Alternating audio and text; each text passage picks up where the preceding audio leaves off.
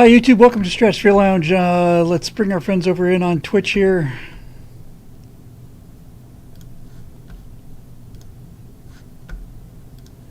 Hello Twitcheroos, welcome to the Stratosphere Lounge, another flawless launch here at Mission Control for Stratosphere Productions. I'm feeling really good. I'm not feeling like bouncing around good, just, I got out today and I walked around and I thought, just like there's like this fog that's kind of gone from my head. And I realized it wasn't just that there's a better future ahead of us. It was just that the election was over and now you can go ahead and make plans. This thing was just like it was like the fog out there. It's like this maleficent kind of presence out there. But we did it, Joe. Everybody's after George Clooney now. Thank you, Lopco, for your super chat. I might have time to actually look at it now. Excuse me. Just before we came on, I saw that they're howling for the blood of George Clooney because Clooney was the one who forced Biden to step down, and if Biden hadn't stepped down, then they would have won. Yeah. Well, we'll never know. I love watching. I don't know. It was Joy Reid, I think. Who I think it was her who said, the one thing you got to say, she only had 106 days, and Kamala Harris ran a flawless campaign. It's like, no, she didn't. No, she didn't answer any questions about anything. I don't think people missed that. It's fun to watch this kind of stuff. I actually saw one of the people I despise the most is Jimmy Kimmel, and he talked about America voted against women, voted against children. America voted against old people living on pensions. America did this and this and this and this and this and this and this and this. His whole opening monologue was, I don't know, 8 minutes, but there's about a minute and a half in there where he starts to tear up a little bit. And he closed by saying, I feel sorry for all the people who voted for Kamala Harris, but I feel especially sorry for the people who voted for Donald Trump because you have no idea about all the horrible stuff that's coming. And I thought, that's it. I've got my next hot mic. My next hot mic is I'm going to deconstruct that 2-minute thing. Just gonna fisk it, as in the olden days. Just going to look at it word by word, sentence by sentence, and just show why everything about it is absolute utter nonsense. And most of all, show how I don't know if Jimmy Kimmel even finished college, but a guy who made his fame by watching large-breasted women jumping around on a trampoline is going to tell 71 million people that they're too stupid to know what they did. Too stupid to know what they did. If only you had the intelligence of a late-night talk show host in order to guide you.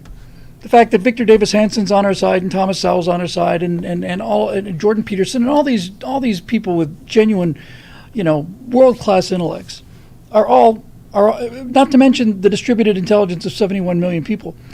No, he's much smarter than all of that, you see. And I just want to say, just keep talking, Jimmy. We voted against you. I used to like watching late night TV, but I'll tell you what. I should add this to the end of the Kimmel video. Mersh, I can't do a YouTube link. It takes me out of the comment section. It's kind of hard to get back in. But it's just, yeah, I don't know. I may change my mind overnight, but I just thought it was nuts.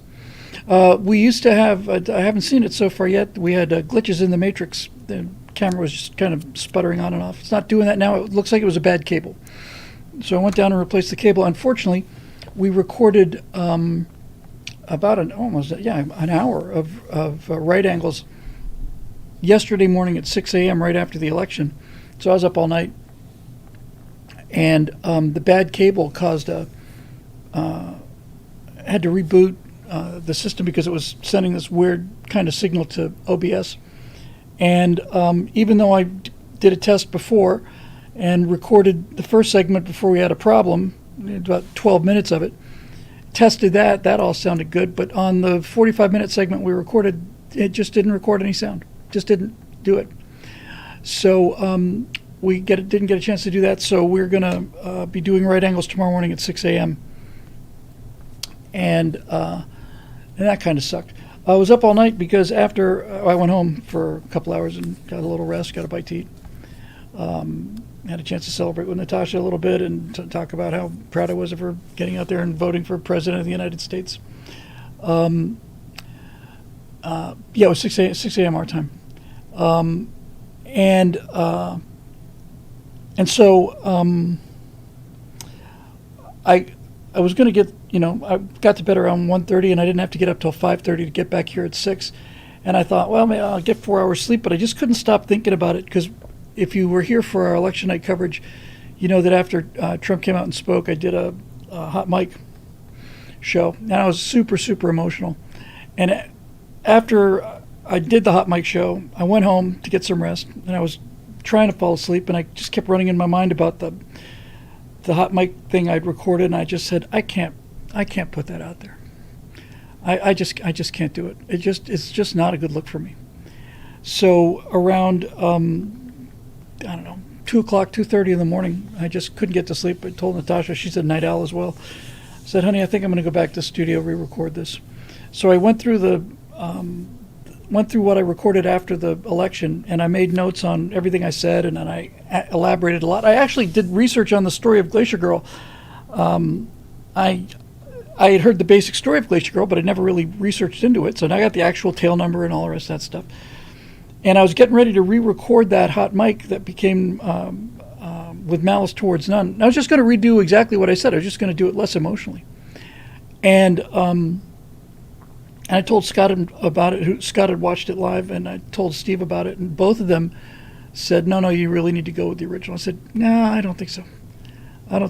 It's just, I'm just really, really uncomfortable with it.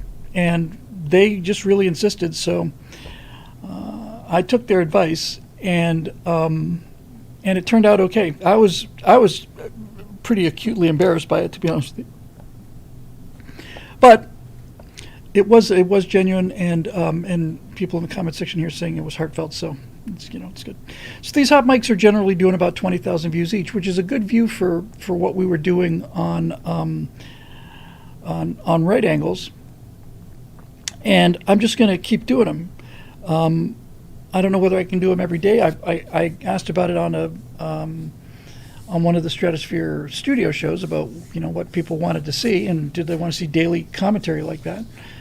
I generally have a chance. Thank you very much for all the kind words about that, about the emotion, because it was I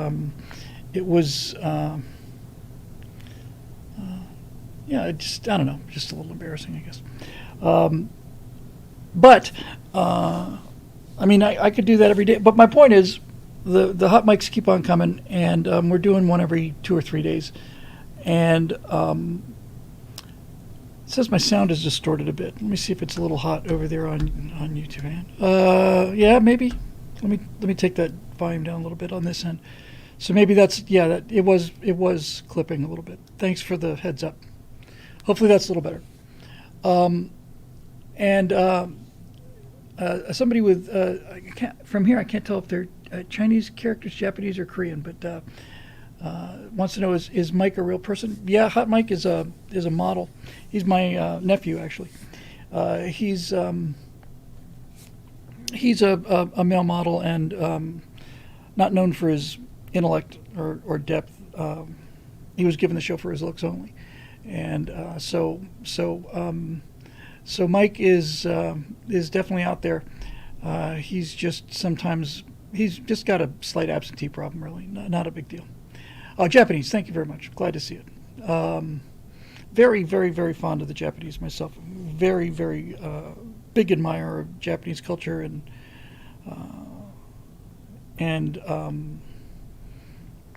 no disrespect intended to our Chinese viewers, but I just find Japanese culture to be very elegant, clean, very, very hardworking, high level of astronomically high level of commitment to quality engineering and and all of those things. So it's always makes me happy to see people from around the world, in Japan especially. So welcome, and welcome to the Pacific time zone, where it is 18:25 hours.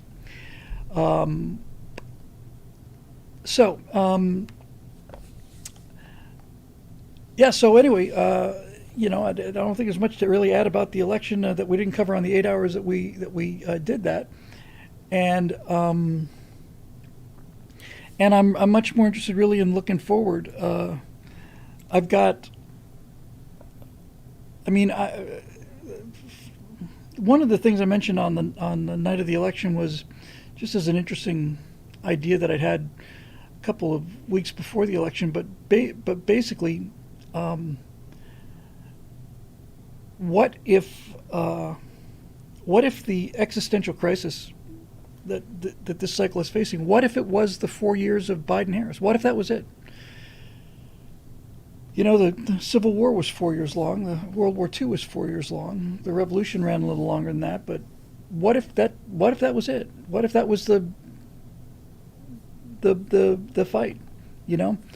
What if that whole thing was as much of a test as we're going to get, and now we can just start rebuilding? And just a fascinating idea, and almost a giddy one. But my vision of just the future in general, not even the future of the country, just the words "the future," are looking really bright as a combination of Donald Trump and his optimism and Make America Great movement. Having Elon Musk on board obviously helps. Having Robert Kennedy on board really helps. When you talk about making America a healthier country, I think he'd be perfect for that. Here's a super chat from, I just have to come into these classes again. Zappy97 says, I grew up with your content in high school. For a second I thought in my high school. Been a great foundation for my conservative beliefs. You were a real pioneer in the right-wing YouTube space. Thank you. I was a bit of a pioneer, and I plan to be a comeback kid there as well. Donald Trump could do it. I can do it. I had a very nice conversation today, extended conversation. You guys will probably get a kick out of this, with a guy named David Wermus, who's the producer for nonfiction content at Daily Wire. And now that the election's over, we had a conversation about we'd both been on board for the Navy. I'd pitched him the Navy. We were going to make it, the fifth series of what we saw. We talked about the fact that Jeremy wants to change it to conspiracy theories. Then we had about like I said, a 45-minute conversation about what that new series of shows for Daily Wire would look like. And it went up and down and back and forth a lot. I said there were some older things that I wanted to cover, like who wrote Shakespeare, which would be fun, and Jack the Ripper and things like that. He said their real concern, Jeremy's real concern, is that there's a lot of people that are just kind of falling down the rabbit hole and believing all kinds of weird things right now. He said if you look at Twitter right now, there's just all kinds of delusional beliefs. And some fairly large conservative names, none of which work at Daily Wire, are pushing some fairly delusional stuff. And so I said to him, listen, I don't want. There's a lot of balls in the air here. One of them is I'm more than happy to go after the moon landing conspiracy and chemtrails, and 9/11 was an inside job, and I believe I know the answer to who shot John Kennedy, because I believe it was Lee Harvey Oswald acting alone, on account of that being the best evidence, and in fact the only evidence. But I said there are other things out there that people call conspiracy theories that I am not going to debunk, because I think there's some truth to them. I think there was a major play for election interference in 2020. I think that there is a lot of stuff that's wrong with the COVID vaccines that has been withheld from us, and furthermore, the entire business of the way the pandemic was handled. We went to it, as I mentioned many times, in the Chronosphere Lounge and so on. We had a doctor, a Russian doctor, who we went to him when the news of the pandemic broke. Which would have been, very end of 2019, early 2020, and said, this is before the vaccines were available, but even then we said, got any suggestions? He said, yeah, if you're feeling sick, go down and get the test. He said, if it turns out you test positive for COVID, give me a call. I'll prescribe an antiviral, probably hydroxychloroquine, vitamin D, some zinc to help the hydroxychloroquine get through the cell wall. All the stuff that doctor up in, was it New York State, who treated 600 patients and had 3 of them die because they didn't listen to what he was doing. And he said, and we'll just take care of it, and it'll be a bad cold. You'll have a bad cold for 3-4 days, and you'll be back on your feet. I said, fantastic. About 11 months later, we actually came down with COVID. It might have been a year and 11 months because I have no memory of 2002 at all. None. Really just have no memory of that year at all. 2021 vanished. 21. Maybe it was 21. I don't remember. In any event, it was right before Christmas. And we called him, and he said, I can't prescribe these things anymore. They're not available, and I'm under enormous pressure to not prescribe them anyway. So we just toughed it out, and I was down for 2 weeks and lost 16 pounds and, didn't leave the bed for 2 weeks. So clearly, there's some fishiness going on. The drugs that were banned were generally good for you with low side effects. The drugs that were insisted upon were not very effective and had terrible side effects. So anyway, the course of this, we basically had this discussion back and forth about what we're going to do with this show. And I said, I don't know if it can really be about debunking conspiracy theories, since there's some of these things I don't believe are. The whole term conspiracy theory is perjurative. Let's just say speculation. Speculation that 9/11 is an inside job. It's a free country. If you have a belief in that, then convince me. We talked about doing it as a series of almost like trials, but more like debates, actual debates where you had vetted an audience of some God knows how many people who genuinely didn't know one way or another, not coming in with any preconceived notions, and then just basically trying it as an idea, just trying it, having a trial on it. But here's the part that I really liked. When they were talking about things that are, nutty and stuff, and I said, with AI, you won't be able to trust your own lying eyes anymore. We're pretty much already at that point. And he said, yeah, they're really worried about all these people that are just going down the rabbit hole and getting stuck down there. I said, well, what if we call this series Up the Rabbit Hole? What if we call it Up the Rabbit Hole? And what if its entire premise is, here's how you develop critical thinking ideas, and here's how you weigh evidence so that you will be able to determine what is true. Occam's razor will be one of those tools, but not the only tool. Why don't we call it Up the Rabbit Hole? And I thought, man, I really like the sound of that. And he liked the sound of it too. So Lord Bios I have to talk with, because Lord Bios is in this arena, and I have an enormous respect for him, and it'd be a conversation I'd like to have with you at some point about this, because I know you've worked on the vaccines and have a different opinion about them than I do, and I'd frankly love to be convinced I'm wrong. But we're still a long way out from going from down there. Lord Bios says hydroxychloroquine plus zinc cure was the biggest hoax of the COVID era. Well, maybe true. I don't know whether there were antiviral cures or antiviral therapies that were non-vaccine related that might have helped it. I don't know. But I'm happy to talk to somebody who knows more about it than I do, and he certainly does. So I may end up changing my mind on that. That's the nice thing about being committed to the truth, is changing your mind is not something that stresses you out. Being wrong stresses me out. And I would like to be convinced of both of them, frankly. I'd like to be convinced that there was no election interference in 2020. I'd really like to be convinced of that. I have a lot of problems with the whole global warming thing, in terms of the planet is dying. I'm not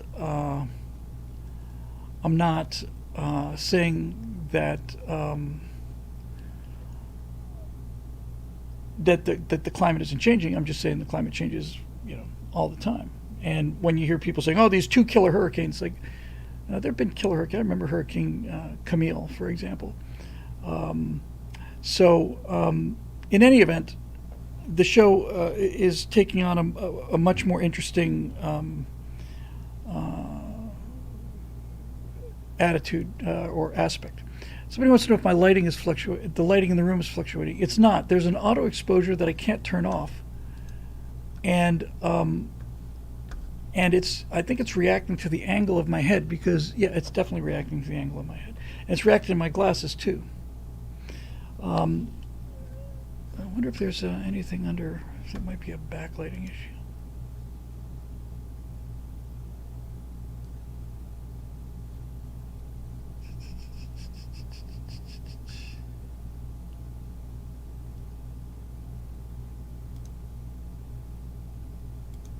Let me try that. I turned off where it reads. No, it's still doing it. Hard to. I don't know. I got. This is really behaving very strangely. Is there anything here I can fix? I know I don't want to turn off the white balance because it gets that, and that's nasty. And autofocus is off. And I don't know what else to do with it. I may, hang on, let me try something real quick.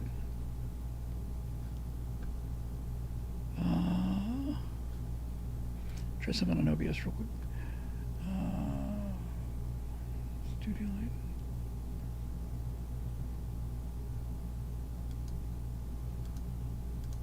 That's unusual.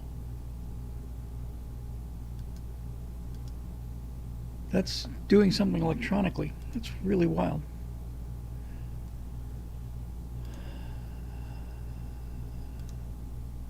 Oh, and then there's all this groovy.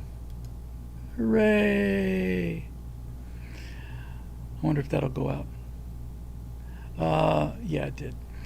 So enough of that childishness. Anyway, I'll look into this and see if there's a different set of controlling software because it is getting brighter and darker and it's annoying. Let me brighten it up a little bit so it's not quite so obvious. Yeah, it should give us a little more elasticity.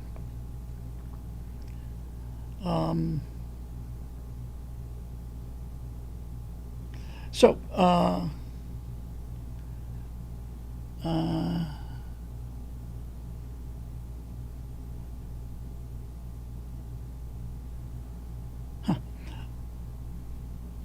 So anyway, that's basically what's going on. 200 people watching. Well, we got a lot of viewers from apparently. Hello, we have a 300. That's double what we normally get. So we better provide some interesting content as opposed to this drivel that we've been pumping out of there. Welcome to the show. I'm going to go into high gear now.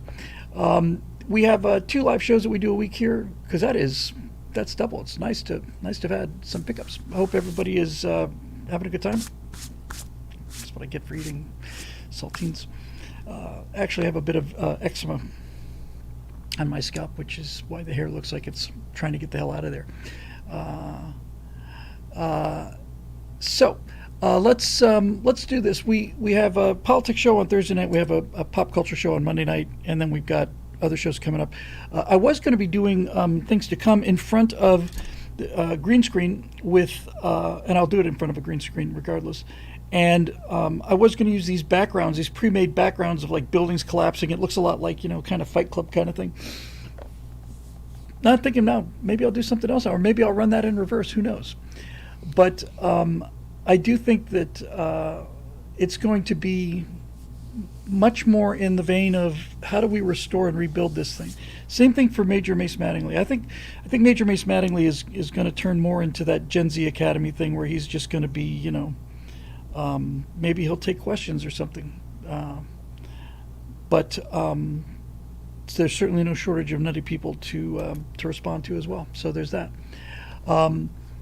So what we do is we have a website, BillWhittle.com, and one of the members' benefits we don't have too many members' benefits. Most of our members want us to just get the message out there as wide as they can, and they're just doing it out of the kindness of their hearts.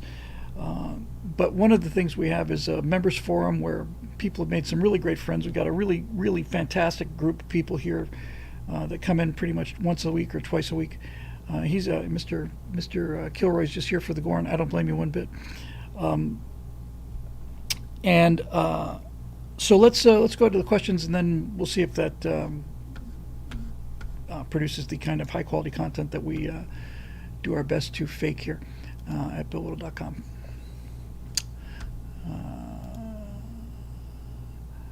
Every company has a mission statement, and and what they intend to do. My mission statement is just 3 words: it's minimum viable content, or viable product. I suppose probably a better way of putting it.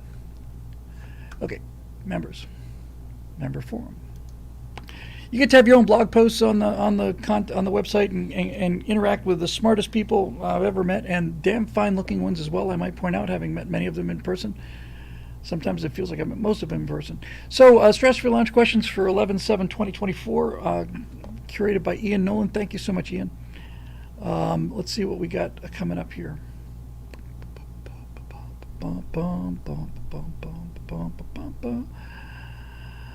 Okie dokie, Smokey.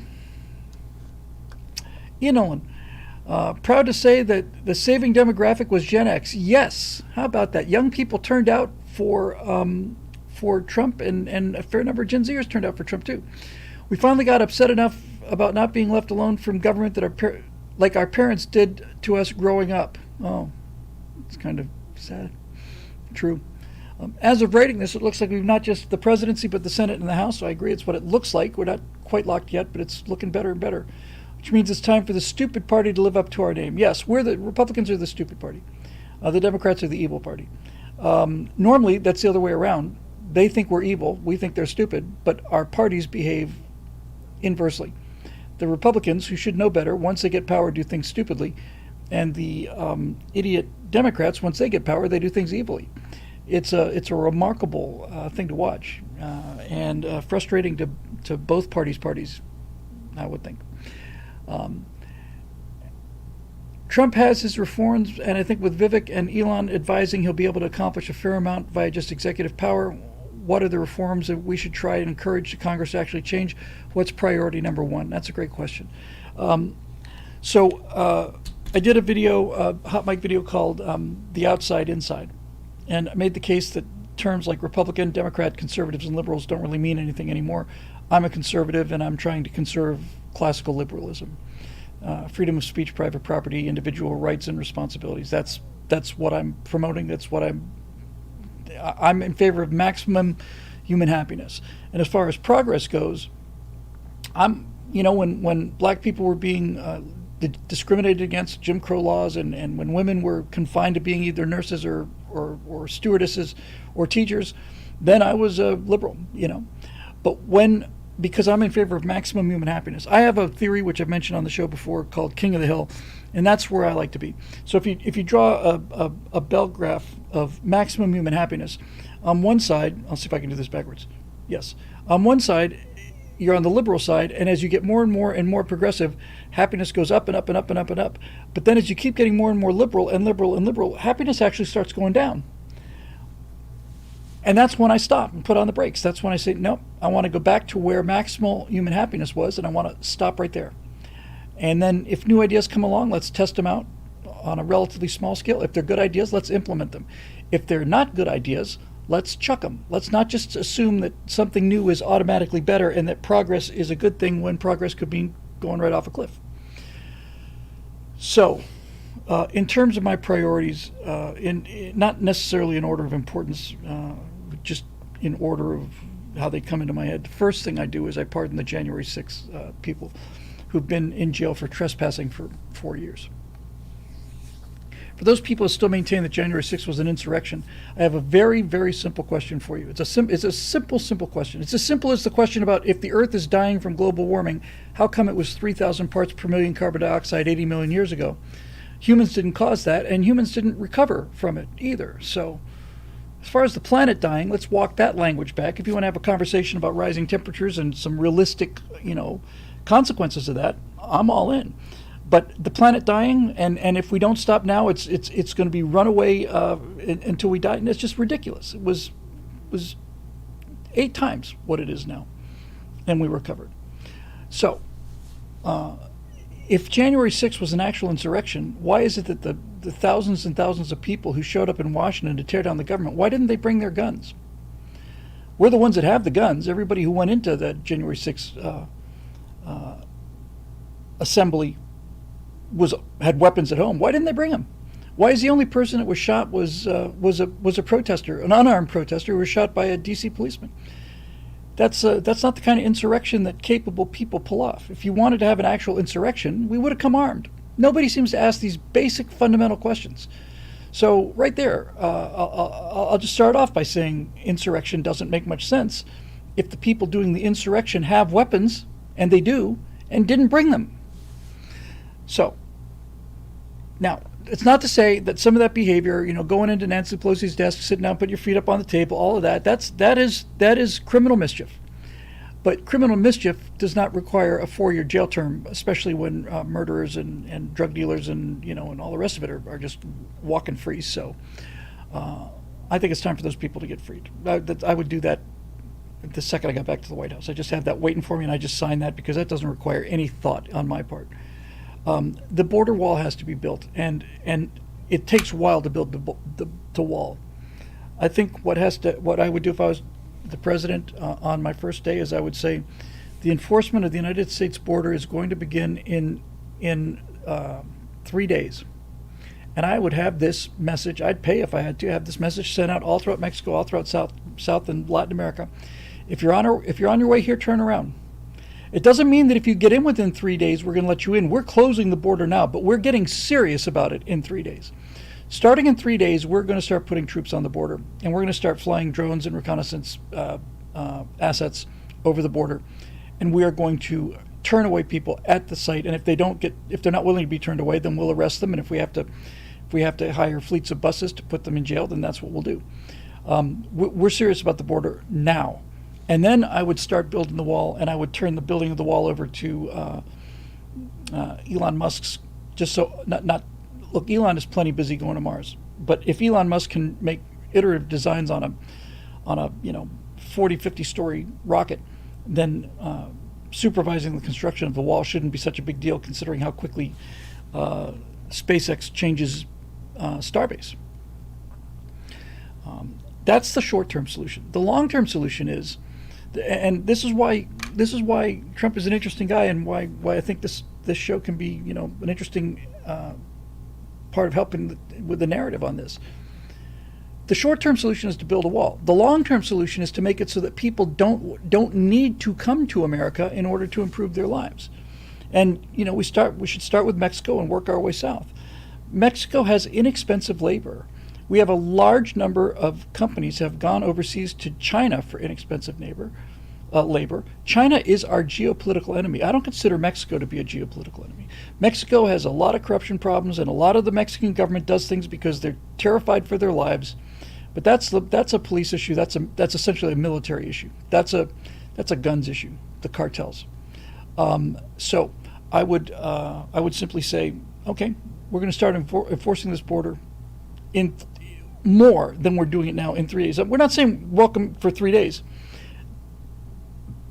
We're just giving you 3 days warning to turn around, because starting in 3 days, we're flying reconnaissance flights and we are getting serious. In fact, forget the 3-day thing. We're going to do it right now. We're just starting right now, because otherwise you're just giving people incentive to hurry. Forget that idea. That was a bad idea. Starting immediately, we are beginning to move troops to the border, because as Commander-in-Chief and President of the United States, I am declaring this an invasion of the country. When tens of thousands of people come into this country illegally on a weekly basis, that's an invasion. And the Border Patrol is completely overwhelmed, and the states are welcome to use their National Guard, and if they need to, that'd be the way to handle it. I'm encouraging the states to use National Guards wherever possible, but if they need help from the United States Army and other armed forces of the United States to stop this invasion, then that's what we'll do. And then you talk to the government of Mexico, and you basically make them an offer that sounds like this. It's in our interest that the Mexican-American border, it's in America's interest, and it's in Mexico's interest, to have the Mexican-American border be as friendly, as secure, and as what's the word I'm looking for? It's almost like the honor system. It's in our interest to have a southern border that feels like our northern border. The border between the United States and Canada is the longest unsecured border, not only on the planet, but in history. It's the longest border between two countries that is essentially no border at all. It's a clearing. It's a little clearing of trees. There are checkpoints but that's only because nobody's cheating. Canadians are not evacuating Canada to get to the United States. And neither are Americans going to be evacuating to Canada, despite the promises that these celebrities make, those teases. So it's in our interest to have a prosperous Mexico. Not only is it good for trade, but it solves so many problems. Listen, I live in Los Angeles, okay, so I see a lot of immigrant workers here. I see a lot of Mexican workers here. And most of the ones I see are legal because I don't do a lot of illegal activities. And certainly the ones that work in the restaurants that I go to are there legally, or else they couldn't be employed by those restaurants. But you can go to a Home Depot, for example, on any day, but on weekends especially, and see a crowd of 50 men just sitting there waiting for every single car to pull up and asking if they need any help building stuff. And I have used those people on one occasion to help me move. I basically rented a van. I went down there and found 3 guys, and we ended up moving for about 2 hours. And I gave them $40 each, I think, something like that. And they were very grateful. I was very grateful. Fine. But the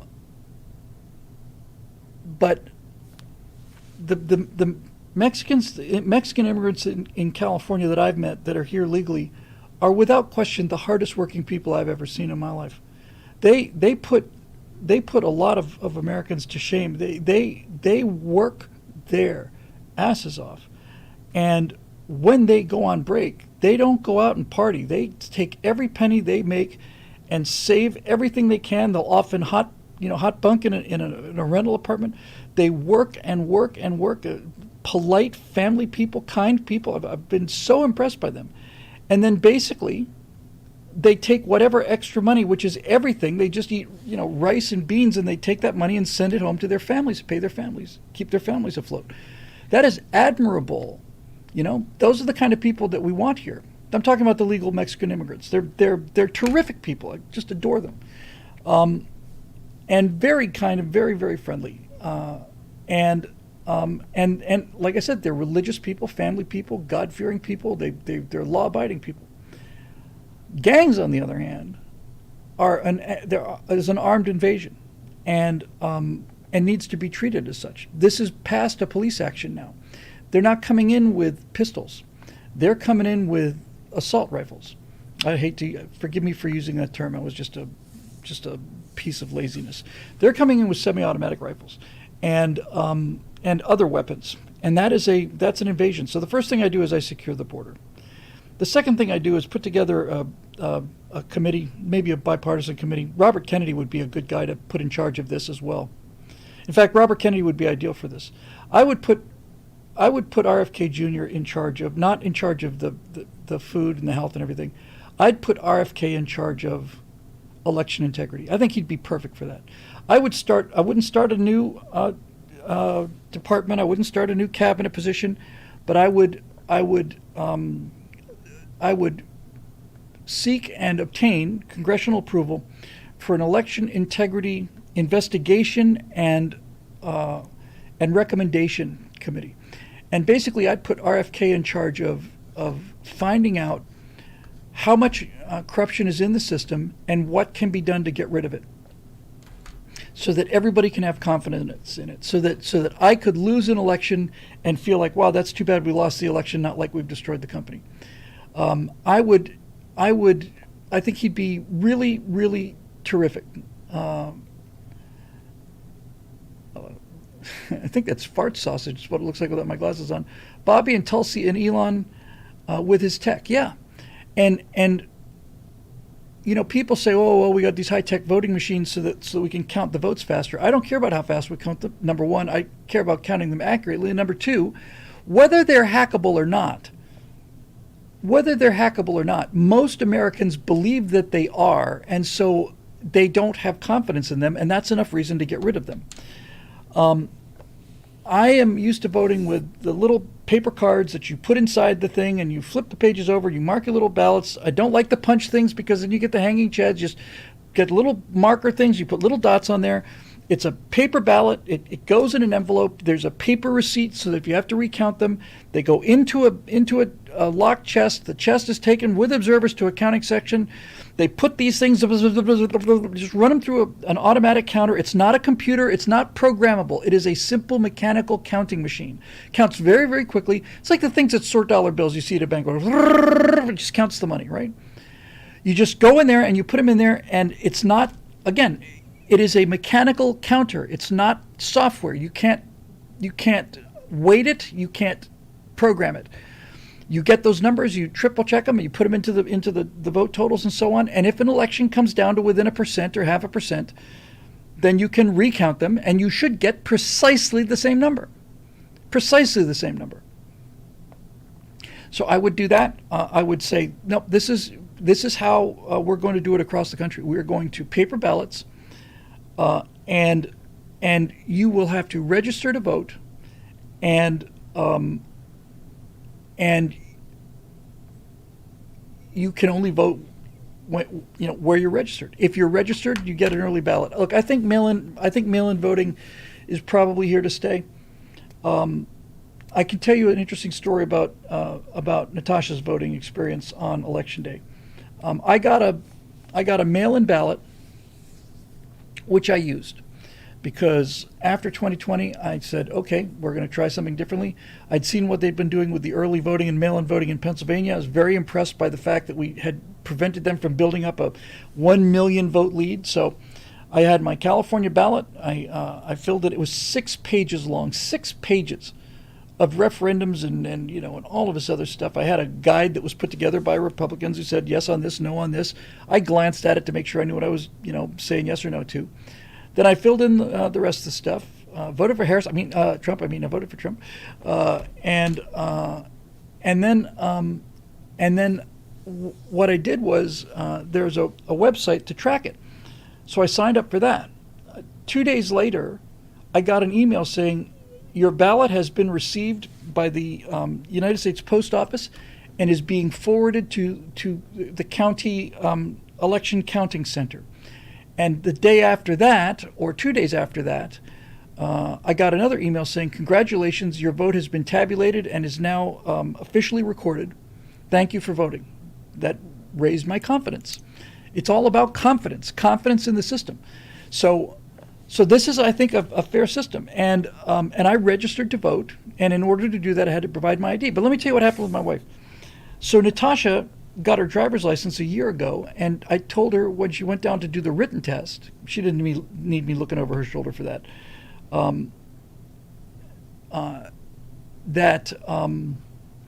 be sure to check the register to vote box because you have to provide an ID in order to get your driver's license, which becomes your ID. But her ballot never came, and it was getting to be a day or two out. And I said, honey, do you if you want to go with you to early voting or something? She says, no, I'll go on election day. So she went on election day at about 3:00 in the afternoon, and this is an interesting story for a number of different reasons. Now let's not forget this is California, right? So this is bluer than blue. She goes to the polling place. By a miracle, a Russian friend of hers is coming out from voting. A miracle. One of these real brassy kind of people that, Natasha's not, obnoxious about these kind of things. She's just cool. So she's got all of her ID. She's got her proof of citizenship. She's a naturalized citizen. She's got her driver's license, obviously. Marriage certificate, all that stuff. Russian passport, American passport. She's got everything. She goes down to vote, and the guy at the voting center says, I'm sorry, you're not registered, but you cannot vote. That surprised me. That surprised me. And she said, well, is there anything I can do? And the guy said, no, I'm sorry, you're not registered. If you're not registered, then there's nothing I can do. At which point the friend said, oh, come on. So the friend basically grabs her by the arm, takes her inside the building, and says, is there anybody here who can register this person to vote? They said, yeah, absolutely, we can do that right now. But she's going to need ID. This is in California. So Natasha went over to the table, showed her the driver's license, showed her the U.S. passport, showed her the naturalization. I think the passport, I'm sure, was enough for them. And they registered her on the spot, and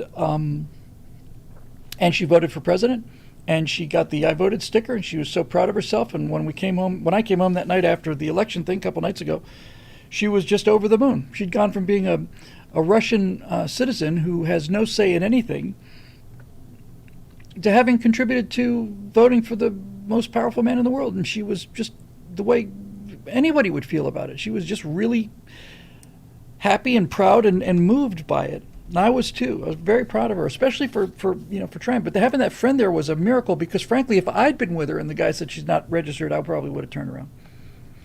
Now, the question is, would I accept that procedure for everybody? And I think the answer for that is yes. I don't have a problem with on-site voter registration so long as you can provide the ID. And I think that ID ought to be, well, I think it needs to be, I don't know if a driver's license is enough. I think a U.S. passport would certainly be enough. And if you cannot provide a U.S. passport, then a birth certificate. But she had all of them. And so she was able to vote, and I have no problem with that. See, this slur against conservatives as being anti-immigrant, we're not anti-immigrant. We're all immigrants here, all of us, and we know it. This is not hypocrisy on our part. We're not saying we don't kick out all the immigrants. We're saying the illegal immigrants who marched across the border have to go back to where they came from because they came here illegally. My wife came here from Russia. Do you know how long it took for her to be able to vote as an American citizen? It took 8 years. 8 years it took.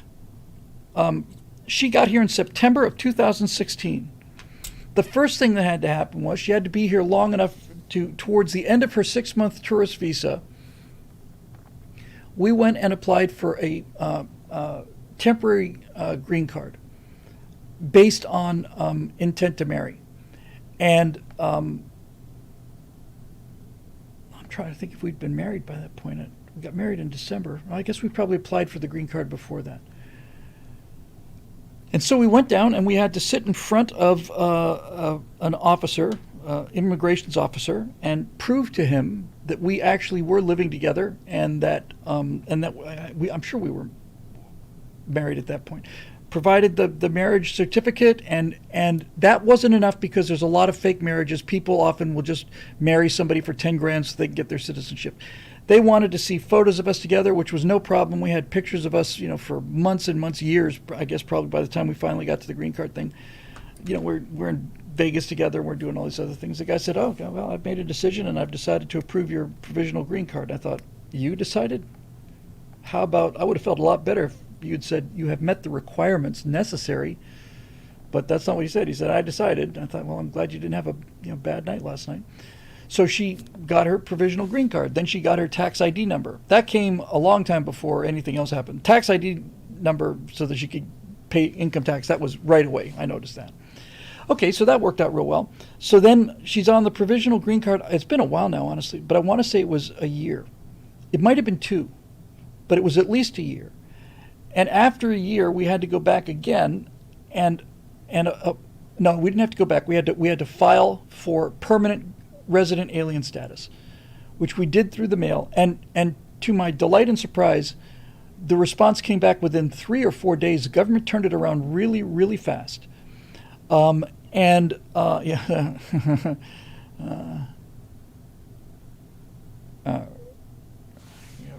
looks like Rad Robot says obviously they didn't think you could get a catch like that, Bill, so you better lock it down real quick, to say the least.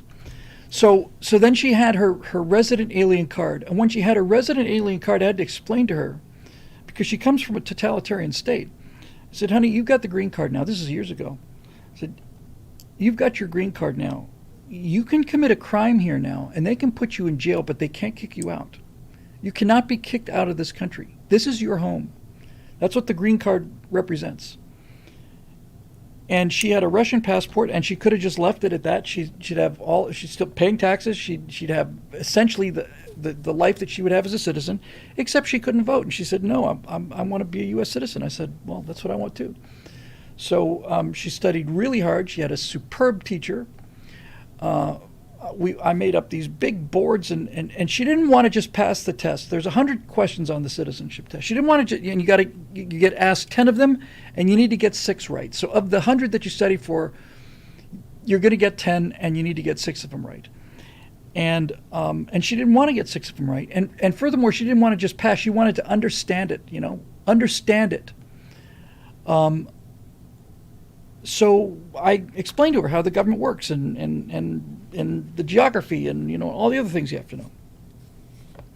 So she got her citizenship, and she was lucky. She went to a ceremony that was it might have been the very first day or week when they had ceremonies outdoors again after COVID, where during COVID you would have to stand with a mask, kind of one-on-one. But she stood out in this open courtyard on this beautiful sunny morning. It was a little windy. And she was out there with, 50 other people, and they all raised their right hands, and they swore the oath of citizenship, and she got her certificate, and I just couldn't be proud of her.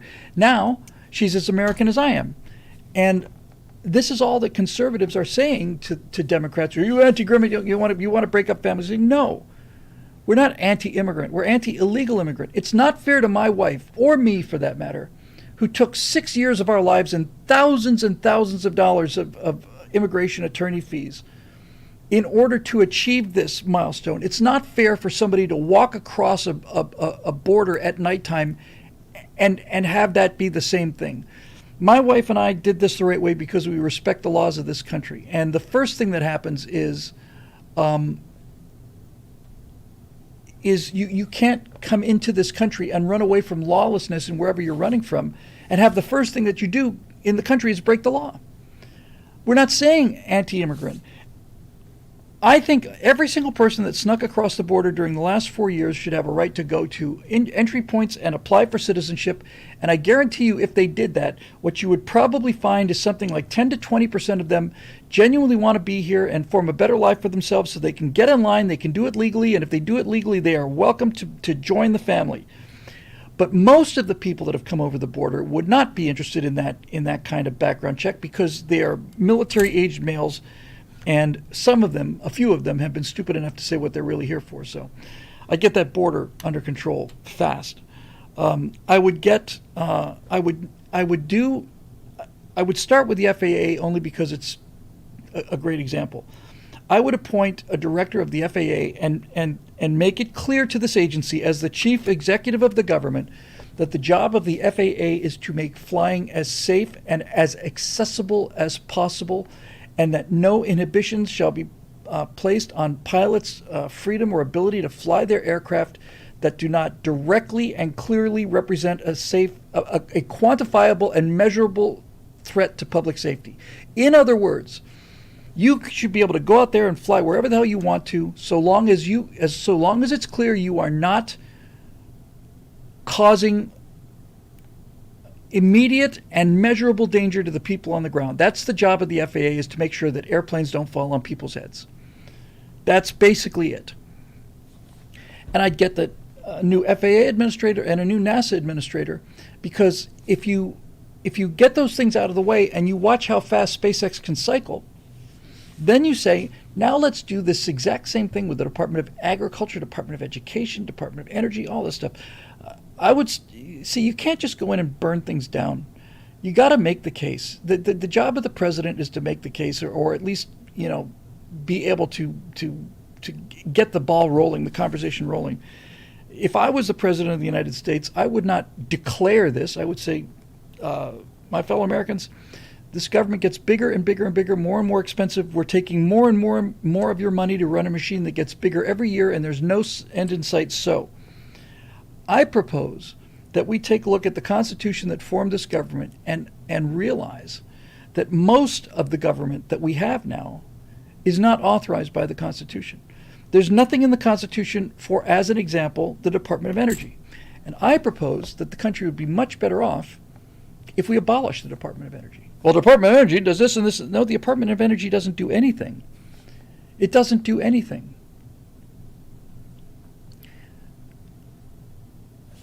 We have laws in place. We have not only criminal laws, but we also have civil tort laws that say that you cannot, for example, pour mercury into a river and get away with it. I don't want mercury in our rivers, and I'm not one of those people that say that corporations will automatically do the right thing because of their self-interest. No, it's clear that there are many corporations that would secretly dump chemicals into the water, and there are many landlords who have all kinds of fire hazards that they don't take care of, and they won't until they're inspected and caught. That's reality. That's how people are built. It's unfortunate, but it's true. So I say we abolish the Department of Energy, and that if people have a problem with a new energy source or a coal plant or a nuclear plant, then on a local or state level, you have to show that this plant will cause environmental harm beyond a reasonable doubt, and get rid of it. I would get rid of the Department of Education. I would say, look, here's a chart. Here's where the Department of Education started, right over here, and here's what's happened to our test scores. Budget for the Department of Education continues to go up. The test scores continue to go down. Be interesting to find out where those two lines crossed, what year. But if the Department of Education was producing the smartest, best educated students in the world, I'd say, well, by God, we can't possibly get rid of this. But since we're now 28th or 29th or 30th or something like that, then clearly the Department of Education has been a failure. The Department of Education is trying to implement Common Core, which means it's trying to implement a policy that's not only not working, but they're forcing everybody to use a policy that's not working. I say we try a bunch of different things in education. We have 300 different, I don't know how many different state level, county level departments of education there are, hundreds of them across the country. Let them do their own thing, and whichever ones are working, let's use those ideas, and whichever ones aren't, then have the parents put pressure on the boards to change to policies that do work. I would just start having a conversation about the entire size, shape, and purpose of the government, and start getting people behind the idea that their lives would be better if we built this thing down. Just build it down. One of the things Trump said on Joe Rogan, it's interesting what you can hear from a candidate when you give them 3 hours to talk and not just play the thank you for your award music and just get a sheep's hook and pull them off stage. He said something that doesn't sound like it would make a lot of sense, but that's because Trump is a businessman. He knows what he's doing. He said, as president, he talked to a lot of business owners, and he's known this as a business owner himself, and all the business owners I know say the same thing. He said, if I offered them lower taxes or fewer regulations, which ones would they take? And they all said fewer regulations. You can increase taxes, in which case a company will have to raise its prices and pass those tax hikes on to the consumer. But you can enact regulations that put businesses out of business like that. It is insanely difficult to build a new building in this country because you have to do all of these environmental impact things. If you have a 7-Eleven next to an empty lot, and you want to put an apartment on an empty lot, you have to put an environmental protection statement together for that lot, which costs hundreds and hundreds of thousands of dollars and may tie you up for 3 or 4 years. And that just basically eats your dream alive. The EPA and other government agencies have, it depends on the state you're in, but my understanding is like in Washington State and Oregon, you can't chop down a tree on your own property without their permission. Some guy put in a pond. He basically just put in a pond on his own, acres and acres and acres and acres. Put in a pond. We want more wetlands, right, for the ducks and all the rest of the stuff. He put in a pond, and the state regulatory D-bags came out and said, you didn't get a permit to put in a pond on your own property. I said, well, I don't need a permit to put in a pond on my own property. It's my bloody property. I'm put in a pond. Well, you do need a permit. So first of all, you're going to have to take the pond out. You've got to destroy the pond. Then you have to pay all these $10,000 in fines. Then you may apply for a permit for a pond. And if your permit for the pond is approved, then you can go ahead and build the pond that you already had. That's peanut. Oh, somebody beat me to it. Marusha Dark said, the state killed peanut. Yeah, the state kills a lot of things. The state kills a lot of things. So, goodbye. Now, Thorough Ryan says, I think we should abolish the property tax. You know what's so fascinating about that, Ryan? let's say you take out a home mortgage and you're a young couple or whatever, and you're saving and you're putting money into, you're building equity, you're doing everything the right way, you're paying off your mortgage, you're on time, you're on this, and you start out as, as young, maybe in your 20s or 30s, young married couple, and now 30 years later you're in your 50s or 60s, you're beginning to reach your golden age in retirement, you've got your kids grown up, you've got all this equity in the house, you make the final check, you write the check to the bank. The bank hands you the deed to your house. You are now a homeowner. Do you own that home? No, you do not. You do not own that home. You are renting that house from the government. Once you've bought it from the bank, once you've made all of those payments and bought your house from the bank, you now have the privilege of renting your house from the government for the rest of your life, at which point you can turn the house over to your kids and they will rent the building from the government for the rest of their lives. Because if they don't pay the property taxes on that property that they own, then the state will take it away. So you never own a house. You never own a house. There's not a person in this country owns their own house, unless you live in a state without property taxes. I don't even know if there even are any that have that. Think about that. This house you own, you don't own it. The government owns it. You're just renting it from them. That's not right. That's not what this thing is based on. I think you could fund the entire government, not this government, because nothing can fund this government. This government costs more than the domestic gross national product of China. The most totalitarian state in the world barely makes enough money to pay for the government of the supposedly freest country in the world. Good. I agree with you completely there. I'll just get this one out of the way because I've got a bunch of super chats to back up on. Sun Wu Wong says, Bill, for the last 2 mornings since the election, I've been saying and feeling it's morning in America. It is morning in America again. Thank you for the super chat. And I know I missed some. I'll go back up and get them in a minute. But other things I would do on like immediately is election integrity and the border are first and foremost in my mind. I'll tell you what I would also do is I would immediately raise standards, physical fitness standards for the military, and I would give them, what's a reasonable amount of time? 6 months, maybe? Seems about right. I would raise physical fitness standards for the military, and I would say within 6 months, if you do not meet these standards, you will be honorably discharged. I have no problem with that. Those standards weren't there when you came in. We're not going to penalize. You for it. But starting 6 months from now, the males in uniform will be able to do this many pull-ups and sit-ups, or else they'll be honorably discharged. And the same goes for the females, whatever those standards would be. You will be a certain body mass percentage, or else you're out of uniform. Some of these, I've seen fat Marine drill instructors, and that is not a pretty sight. And probably, as president, I can make a commander-in-chief decision like that as far as the military goes. But I'll tell you who else this applies to, and that's police officers. Get your bingo cards ready and your shot glasses. I'd hate to have anybody go the whole night without having a shot on me. But when you look at all these police body cam videos that I've been watching, some of these policemen are spherical. Once you count the gear that they're carrying, they're round. They're as wide as they are tall. Physical fitness standards are necessary. Now, I agree with Dave Big Booty on this. Get the sugar and seed oils out of the mess halls, and the pounds will melt away. Get it out of our food, which is one of the things RFK's on, and we won't have 40, 50%, 60% of the population obese. There's corn syrup in everything. It's in everything. And I remember, one of the things I remember after COVID, because I didn't eat anything for 11 days. Anything. And I remember when I started just being able to just taste food again, I couldn't believe how much sugar was in everything, how sweet everything tasted. Since then, I've gotten used to it again. The sugar in everything. And back when I was a kid in the 70s, not only were we slim, because we rode our bikes and burned a lot of energy and climbed trees and played baseball and did things like that, but the adults were slim. Take a look at Star Trek. Honestly, take a look at Star Trek, the original series.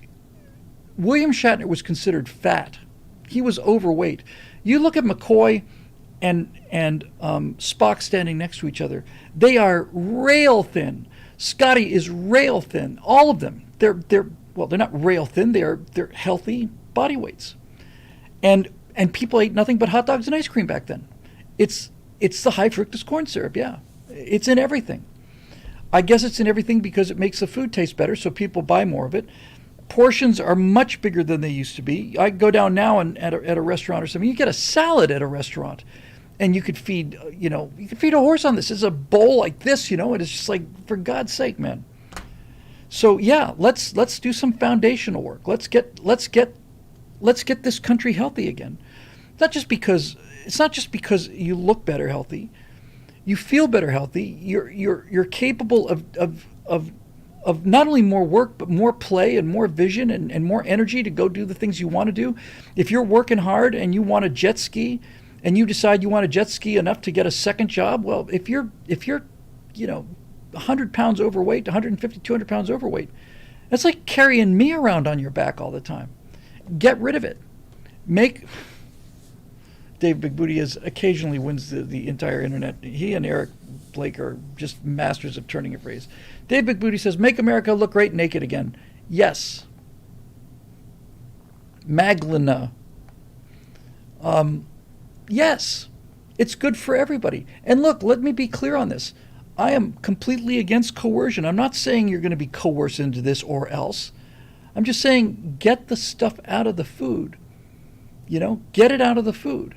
And then if you do that, diabetes goes way down and heart disease goes way down. And you don't have so much money to pay for a healthcare system because the healthcare system is dealing with far fewer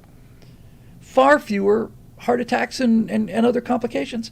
We forget. People say, well, it's impossible to make a change like that. It's not impossible. I saw it happen with my own eyes. I remember when everybody smoked cigarettes.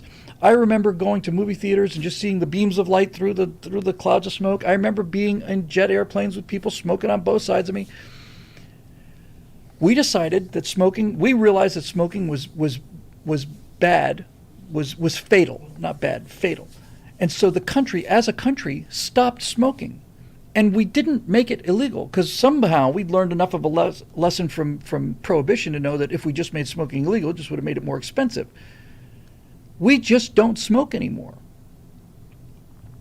I'm not saying that there aren't smokers. And look, I have no problem with smokers. If you want to smoke, that's your business. I'm not saying ban cigarettes. This is my entire point.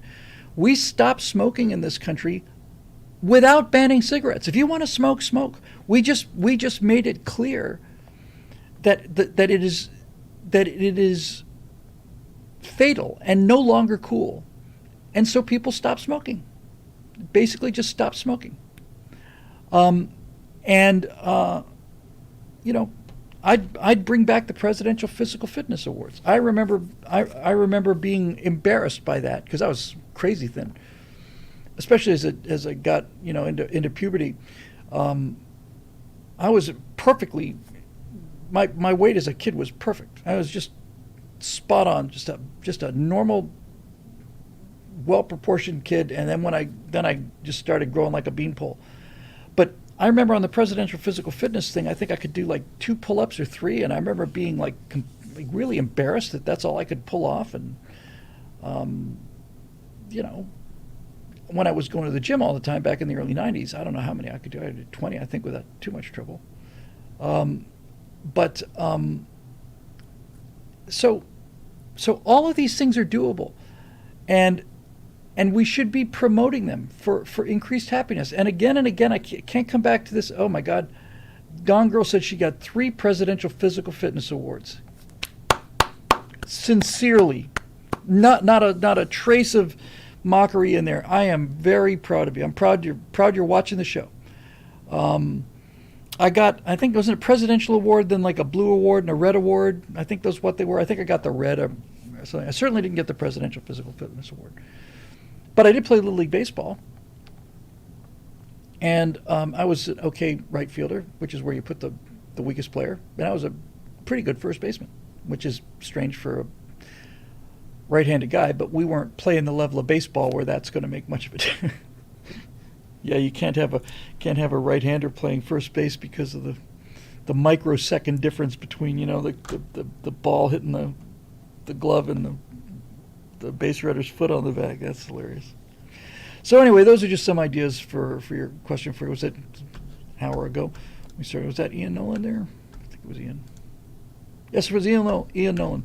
Let me do these super chats before I forget, and before we get too much money, so we have to back the truck up and start hauling those $20 bills out of here. Go way up and hope I didn't miss any permanently. Got one from NF Crazy Man, $10 super chat. Thanks. Said, would you and Daily Wire ever be open to doing a docuseries for the rise of MAGA and the return of Trump? I love the What We Saw series. I would, but I think the time to do that is 10 years from now or 20. I'm happy to put it into the queue, but right now I think it's still in motion. You know, when he talked about a golden age, I actually got just thought, you know, it can happen. I already got that one. I might have, if I missed one, I'm very sorry. I went scrolled as high as I could here. And then we got this one, Sun Wukong again. PFT standards have gone up since I've been in 9 years for both sexes. Answer is changing regs to BF body fat percentage from height and weight strength standards to lifting barbell weight relative to body weight. Pull-ups and push-ups that you can hack. Oh, pull-ups and push-ups you can hack. Okay, some measurement, some standard, but you should be able to fit in the uniform. And I'm seeing fat, not just a little overweight or chunky or what was the word? Husky. I'm seeing fat people working on the decks of aircraft carriers, and I don't like the look of that at all. So there's that. Let me see what we got here comment-wise. Just have a look ahead. We got Marusha Dark. We got a Dylan Stark. We got an Eric Blake. We got a Dave Olson. A Roadrunner. We got a Seth Bross. We got a Capital G Geek. I can get through those. And if you are a member of BillWhittle.com or you want to become one, you can get through them too. All right, so we're having fun. Here we go. Marusha Dark's got rapid fire. All right. I mailed you the Jubilee date stuff. Let me know when you got it. I got it. Thank you. I'll take a look at that later tonight or tomorrow. I'm in tomorrow morning and I got just a whole blank page to spend the whole day on. Number 2, had an idea for a merch line you could put out, signs and bumper stickers that say, win graciously, lose graciously, things along those lines to try to help heal a divide.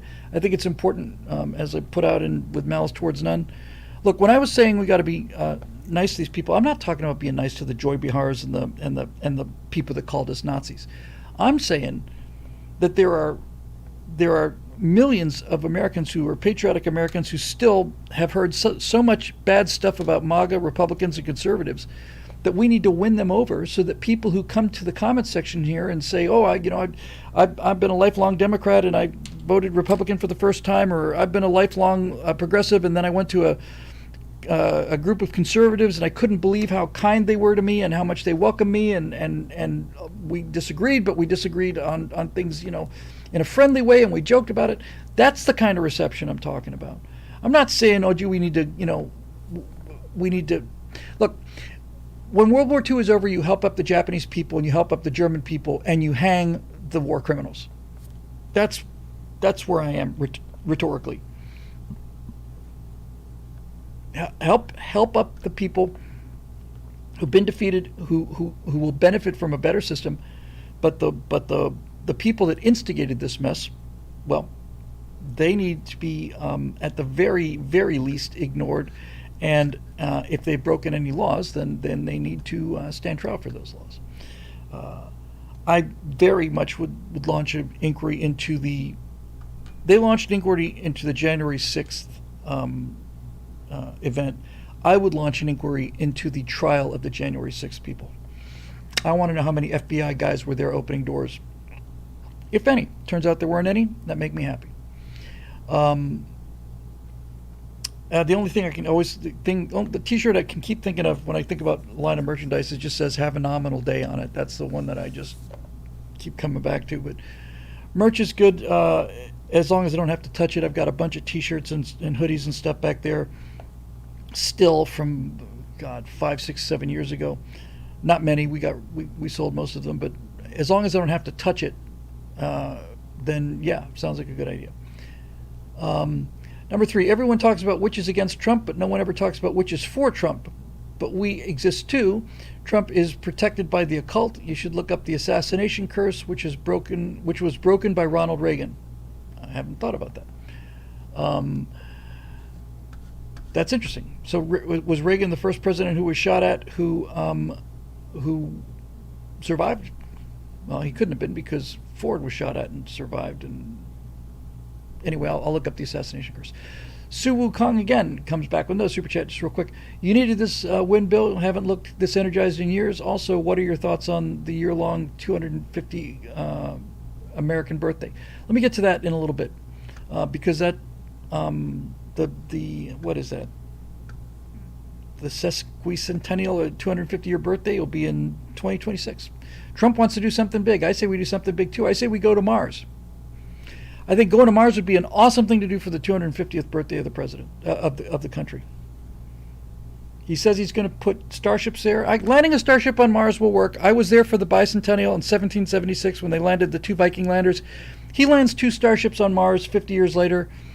I'll say we could have done it 40 years earlier, but we did it, so hooray. 4, did you hear that a squirrel ran across the stage at Kamala's concession speech? No. Really? I hope it was Peanut. Number 5, Ben made a hilarious joke the other night that Trump's new nickname should be Glass Ceiling, and what a baller move it would be if he suddenly came out as trans to crown himself as the first female president. That is actually very, very funny. What I thought was much funnier was somebody who's talking about putting out a T-shirt that had a picture of Donald Trump, and then maybe what actually the person didn't. I'm putting the imagery out there. They just had the line. It'd be fun to put out a T-shirt of Donald Trump, maybe with a tooth missing or something, and then behind him a picture of Hillary Clinton and Kamala Harris with cartoon black eyes, and below that it says Trump beats women. That'd be fun. One of the most hilarious ironies is that Kamala will be left to be the one who certifies Trump as POTUS. Yes, that's lovely. Not even Hillary suffered that level of humiliation. No, she suffered other levels of humiliation. This bothers Harris, but it's not going to kill Harris. It's not going to eat her alive. Hillary, on the other hand, who is much more evil than Harris, only because she's much smarter than Harris. I don't consider Harris to be evil. I just consider Harris to be dim. Hillary's evil, and Hillary losing to Trump is the worst thing. It's much better than putting Hillary in jail. If Hillary went to jail, she'd be a martyr. But Hillary walking around free, knowing that she had a slam dunk and blew it, and that she will never be president of the United States, and is now relatively unlikely to even see a female president of the United States, unless it's a Republican, which is possible. Then yeah, that'd be something. Number 7, on a more serious note, not sure if you watched the Ben Shapiro-Sam Harris debate. I didn't. I thought Ben made a really great point. Sam said he wants us to return to normal. Ben replied, when you say normal, what his supporters hear is situation normal all fucked up, i.e. snafu, meaning that what passes for normal is exactly the problem we're trying to fix. Yes, they're trying to normalize perversion and abnormality. Look, and Dylan Mulvaney was trying to normalize the bulge and all the rest of this stuff. Okay. I don't know what the obsession with normal is. It's like, it's so interesting to me that when you take somebody who's like a social justice warrior, somebody really, really out there on the left, they despise normality. Everything they do, the face tattoos, the green hair, the piercings, all of it, is designed to show that they're not normal. They despise normality, despise it. But when you call them abnormal, they have a cow. Make up your frickin' mind.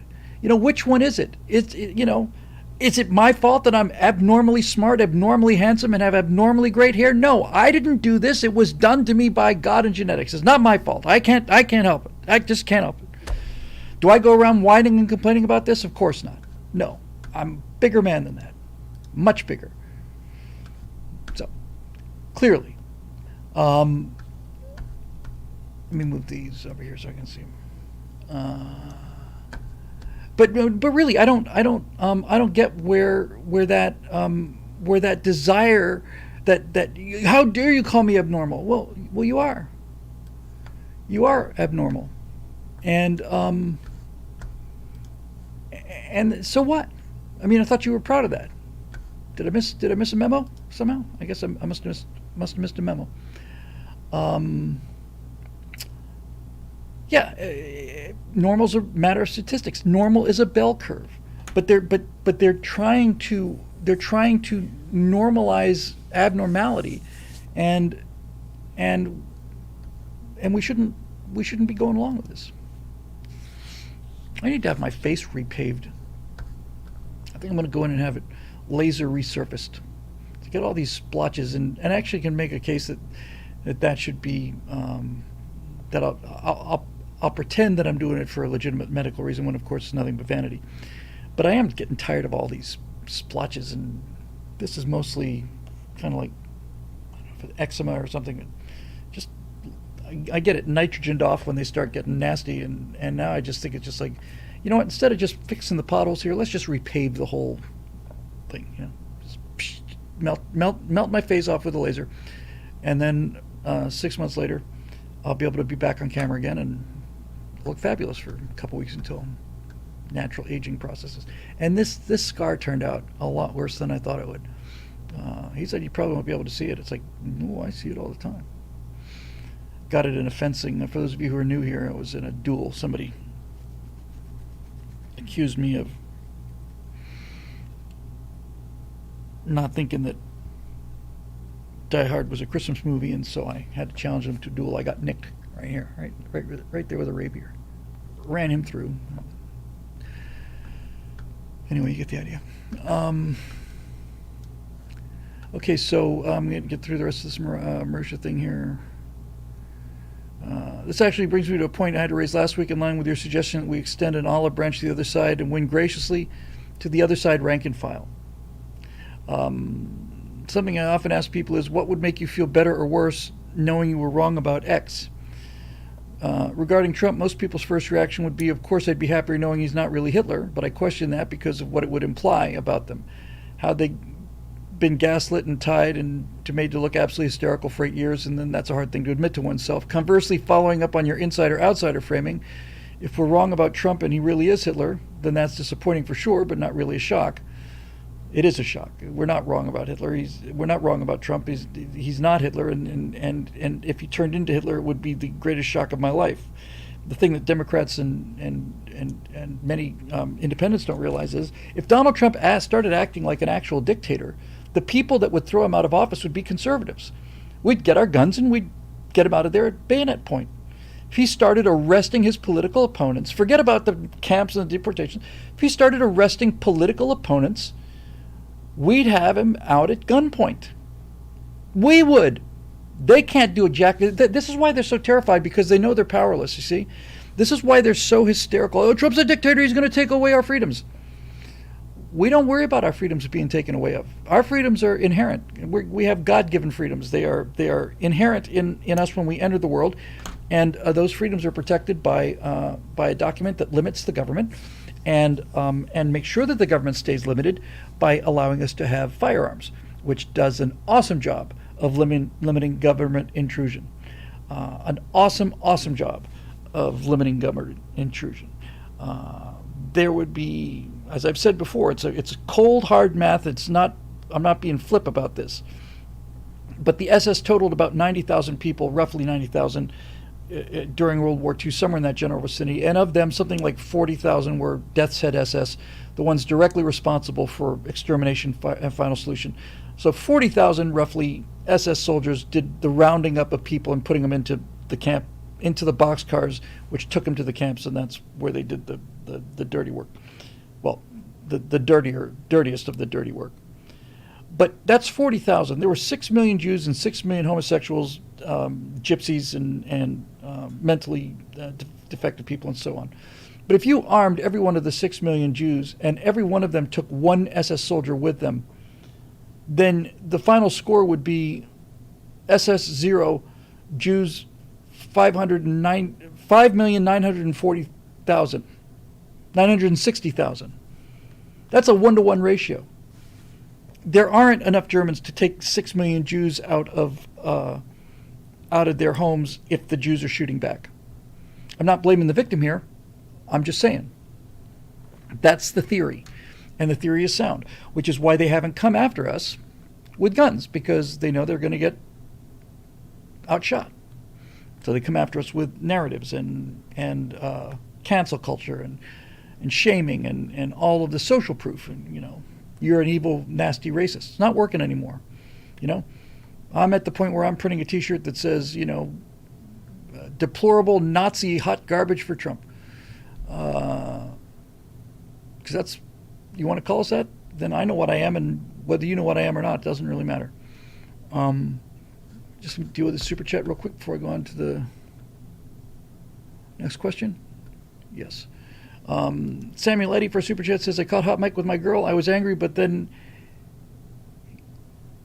he locked eyes with me, and like a basilisk, his bright eyes entranced me, and I couldn't find the heart in me to stop something so beautiful. Are we talking about hot mic? Must be hot mic. Hot mic has that effect on people. I envy him so much. I wish I looked as good as hot mic. He's a damn handsome man. Bastard. He's a sad, pathetic weakling, but nevertheless. Okay, Dylan Stark. Not a name we get too often here. Good to see you, Dylan. Hey. Bill, here's a question for you. Economics gold standard money system. Back in 1964, the minimum wage was $1.25 an hour, and that $1.25 was paid in quarters containing real, literal silver. Yes. Those quarters contained about 0.18 ounces of silver each, meaning 5 quarters were equal to 0.97 ounces. So in 1964, you were holding a wage intrinsically linked to a physical commodity with lasting value. Amen. I love where this is going. Fast forward to today, that same 97 ounces of silver in the 5 quarters would be worth around $31 if we account for the rise in silver prices, which means if minimum wage had kept pace with silver's value, it'd be closer to $31 an hour now. Yes.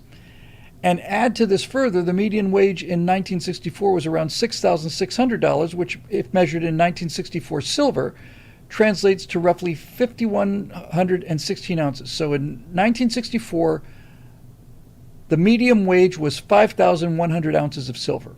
At today's silver prices, those 5,100 ounces would be worth around 163,712, which is way above today's median income of around 54,000. Some quick numbers. Minimum wage increase from 64 to 24 is 580%. Median wage increase is 818%.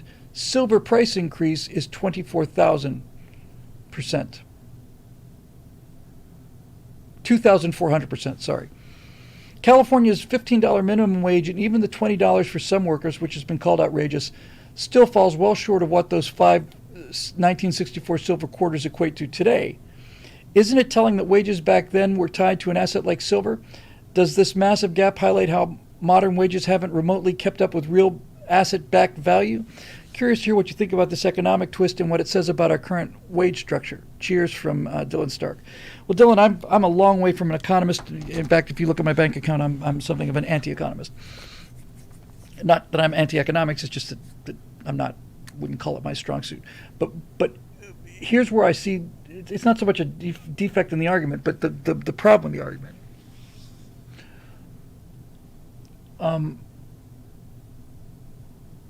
When you say that silver today is worth this many dollars, you say that 5,000 ounces of silver would be worth around $163,000. That's not a measure of actual value. That's a measure of how much the dollar has been inflated. That's how many dollars it takes to buy that much silver. The problem is the inflation, is the fact that dollars don't go as far anymore.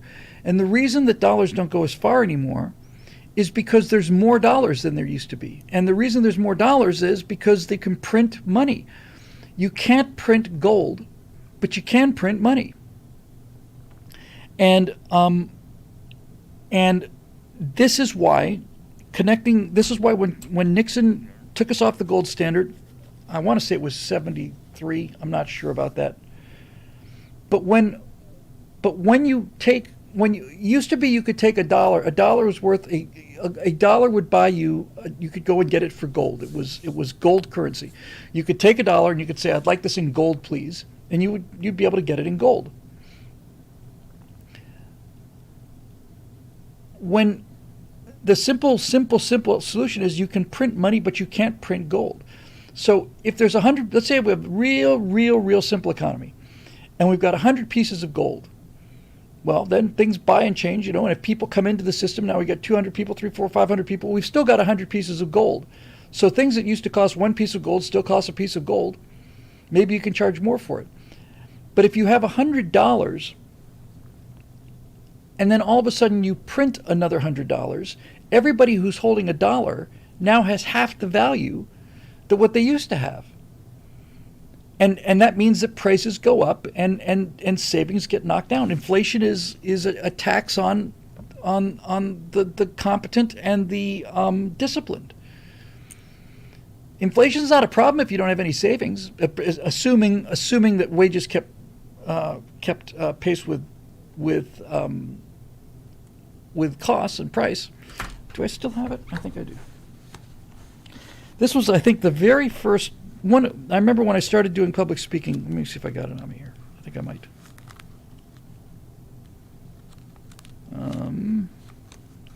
Hold the phone for an important announcement.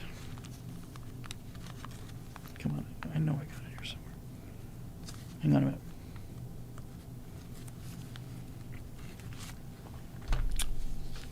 I will make a quick example for you. It'll be show and tell. All these receipts. There it is. There's that beauty. Okay, so check this out. Got to find a $20 bill here. I have to push all the $1,000 bills out of the way. So I'm going to show you two pieces of paper here. Two pieces of colored paper. That's all they are. Is two pieces of colored paper, and I need to put some Scotch tape on one of these. Or did I already not put some? Yeah, I was too late to put the Scotch tape. Where's the other half of it?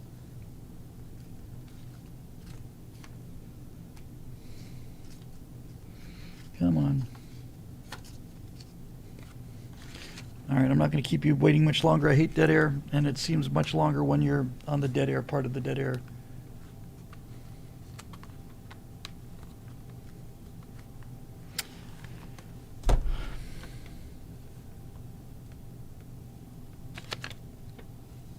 No, I guess this is the whole thing.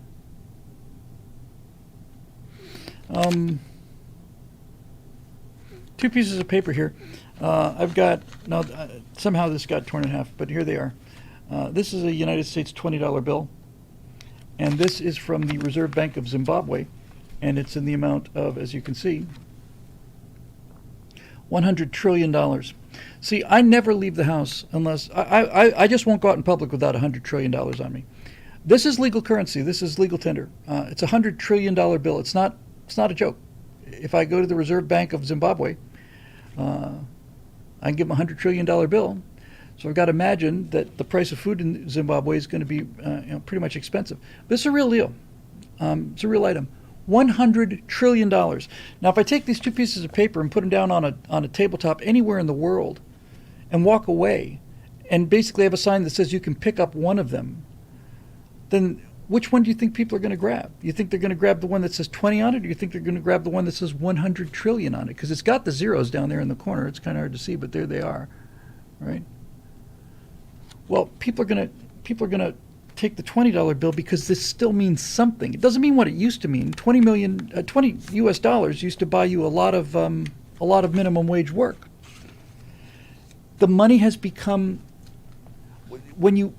every time you print another dollar, the money becomes worth less until eventually the money becomes worthless.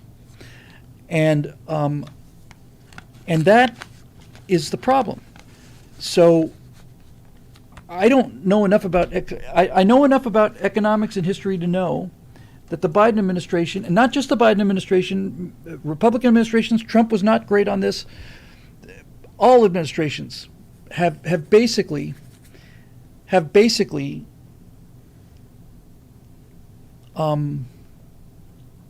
printed money and the Federal Reserve adds dollars to the economy. Now, we have a much bigger economy than we had in 1964. The argument was that there's simply not enough money to run this economy. You couldn't run this economy based on 1964 dollars because cars would cost, brand new car cost $22 or whatever the case may be. So some economists argue that you have to increase the money supply, and you can't do that and increase the gold supply, presumably, and still have the argument hold. But what I'm wondering is, if you put trillions of dollars, if you simply fiat, it's fiat money. Fiat means to create out of thin air. If you fiat trillions of dollars and just say, we're adding, there are trillions of dollars more now, here, have some money. Can you not fiat money out of existence? Can the Fed not say we're taking $3 trillion out of the economy? Wouldn't that be deflationary? I mean, I guess that would mean everybody would be holding bags of people that owed other things because the money is already spent. And then you get into concepts that I understand theoretically, but not very well, like velocity. It's not really how many dollars are out there. If I have $1 and I buy something from you, and then you immediately buy something from somebody else, and then he buys something from somebody else, and that dollar goes around and around 8 times in a day, versus if I take that dollar and put it in a piggy bank, well, then that dollar's purchasing power is 8 times greater. And my understanding is that is termed velocity. How fast is the money moving around? Look, Donald Trump was the first politician I heard talk about paying down the debt. And I did not think it's possible to pay down the debt. It's not possible to pay back $35,000 billion in today's money. If you were to stop spending deficit money, if you were to just freeze it, keep spending the money we spend today and all of that, just freeze the spending so that we're not adding more to the debt, then eventually you could grow your way out of the debt. Do you know what the Civil War cost in 1863? The Civil War in 1863 cost the federal government $515 million in 1863, and they balanced the budget and did it. That's what it cost them in that year. $515 million to run the most expensive thing that the country had ever seen. $515 million. It's not even a rounding error anymore. That's just, chump change is too small to count as far as the government is concerned. So if we want to get an in-depth discussion about the debt, I'm not the guy to talk about it because I don't know enough about it. And it's part of my, that's something I need to be better educated about. But with that said, I do know that you can grow your way out of the debt. The total federal budget, I think, in the 1860s was $2 or $3 billion. That's what the federal government spent in the 1860s a year, $2 or $3 billion. That's roughly 1/1000th of what we spend now. We've grown our way out of it. Los Angeles used to be a hitching post with a couple of adobe huts. Now there's all of these MRI machines and Mercedes-Benzes and skyscrapers and widescreen TVs and all the rest of it. We have increased the amount of money, but we've also increased the amount of wealth. If we continue to grow wealth, and if the best possible case for AI happens and AI is able to become a massive multiplier of productivity and wealth, then we can grow our way out of this debt. That's the smart way to do it. Because nobody wants hardships. Nobody wants to be told you got to tighten the belt and spend less and save money. Nobody wants to hear that. So anyway, that's the basics. Hopefully that helped. But yes, this is why Bitcoin is so popular. I have the most general sense of what Bitcoin mining is. But the reason people are turning to cryptocurrencies is because they're not printing more of them. If you have a cryptocurrency and you say, we are limiting this to 1 million coins, then the coins just get more valuable or less valuable. But if you're holding 500,000 coins and suddenly somebody adds another 10 million coins to the system, your value has just been destroyed.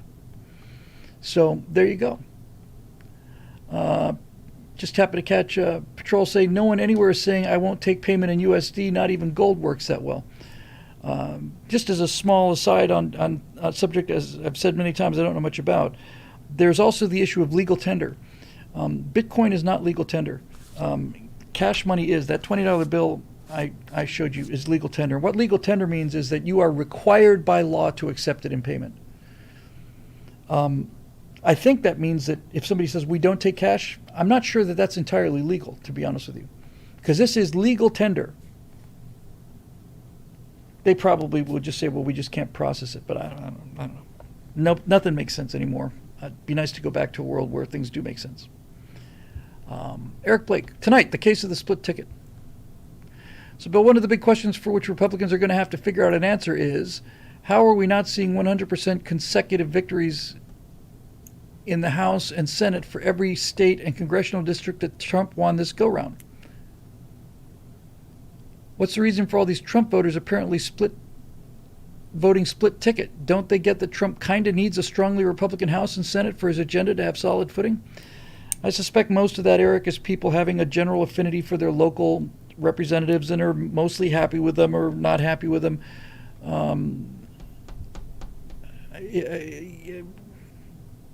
Some people just never occurs to that if you vote for Donald Trump and then you vote for somebody other than a Republican for your federal representative and your state senator, then you're basically tying his hands. But I don't know. Right now we've got the presidency, we've got the Senate. It looks like we're going to keep the House, and it looks like, and we certainly have the court. I've added the court to our three-part government. It's a out-of-balance system, but when the Supreme Court can overturn laws because it doesn't like them, that's not what the Supreme Court was supposed to be, ever, but that's what the progressives turned it into. So if you've got the House, the Senate, and the presidency, you can pass legislation. We started this question tonight by talking about executive orders. I think executive orders should be illegal. It's just plain dictatorship. I'm signing a document that's got the force of law. I am doing this by executive order. That's the president's job is not to write laws. That's what the legislature is for. The president's job is to sign laws into. He needs to agree to law. He's not creating the law. He's signing off on it. He's making it legal. Executive orders are evil, and our executive orders are as evil as theirs are. Theirs are being used to more nefarious purposes. I've said many times, if I was president, I would issue an executive order voiding all executive orders, and then I would ask Congress for legislation, and if it required a constitutional amendment, then that's what it would require, banning executive orders. The whole idea of an executive order was supposed to be something very simple. The idea was if you had a president's got a staff of 9 people, let's say, and he wants to hire 2 other people, he could hire 2 other people without having to go and make Congress legislate the bill. And it seemed like a sensible idea for dealing with all these little minutia things that you don't really want to have legislation for and all the rest of it. But it's become, as usual, taken so far away from the common sense application of them that it's basically become mandate. Barack Obama passed Obamacare by executive order. It's just nuts. It's nuts. All right, let's see what we got here. I'm getting a little cooked here. Dave Olson, Roadrunner, Seth Bross, Capital G Geek. I can do those if I speed it up a little bit. Dave Olson, hey Bill. It's all well and good to adopt the high-minded position of with malice towards none in our struggle against the savage curs of the left. Now here's where I'm going to have to realize that one of the reasons I rewrote it was that I did not clarify it as much as I want to. Let's see where this goes. And I really, really, really don't like hurting my fellow citizens either physically or emotionally. That said, there can't not be consequences for how they've acted for the last 4 years. They've actually been throwing a tantrum since they lost the 2000 election, but that's a whole nother discussion. In your Cold War series, you recounted how President Johnson would bomb a few North Vietnamese targets and then back off to show that he wasn't a bad guy. All this did was teach them that they just had to endure a few attacks, then they could do whatever they want. Had LBJ gone full linebacker 2 on them, we could have won the war by 1967. That's absolutely true. With that in mind, I just saw Mike Davis, the lawyer for President-elect Trump. I'm going to say that again because it feels so good to say. The lawyer for President-elect Trump throw down the gauntlet against Letitia James, quote, I dare you to try to continue your lawfare against President Trump. Listen here, sweetheart, we're not messing around this time, and we will put your fat ass in prison for conspiracy against rights, unquote. I'm not looking for status quo antebellum. I'm looking for Appomattox or Tokyo Bay, where our opponents are so thoroughly defeated that they come begging to surrender honorably, at which time we can dictate terms. Thoughts? Yes. I was never talking about amnesty for the people that have committed crimes. Like I said earlier on the show tonight, you help up the Japanese people and the German people, and you hang the war criminals. This never applied to even people like Jimmy Kimmel or Steve Colbert, who were just bandying those Nazi terms around like it was yesterday. I was talking about making a gracious opening for the people who love America and who no longer feel like they have a place to go in the Democratic Party. Those are the people I'm talking about.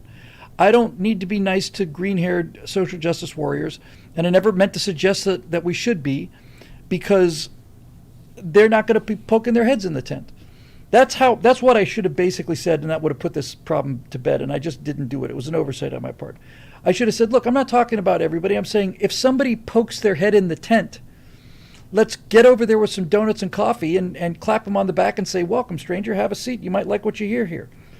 I'm not talking about forgiving all of this stuff, this is, but when I invoked Lincoln's second inaugural, most of the people who were listening to that speech said we need to hang every one of these Southern traitors.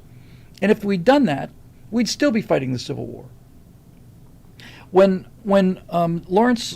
Joshua Lawrence Chamberlain took the surrender of Lee's men after the formal ceremony at Appomattox, the actual surrender ceremony, when they had to march up and bring their weapons and stack their flags and stuff, Chamberlain gave great thought about this, I'm not in the Army, so I couldn't tell you what they are. He had an option of saying present arms, which I think might have been too much respect, but it was something with arms where it was a sign of respect. It wasn't over the top, but in any event, it was a military salute to the defeated adversaries. And these Confederates thought that they were going to be, spat on and you lost, Johnny Reb, go back home to your miserable, blah, blah. And they didn't get that. They got Union troops standing at attention, showing them respect for defeated adversaries. And that softened,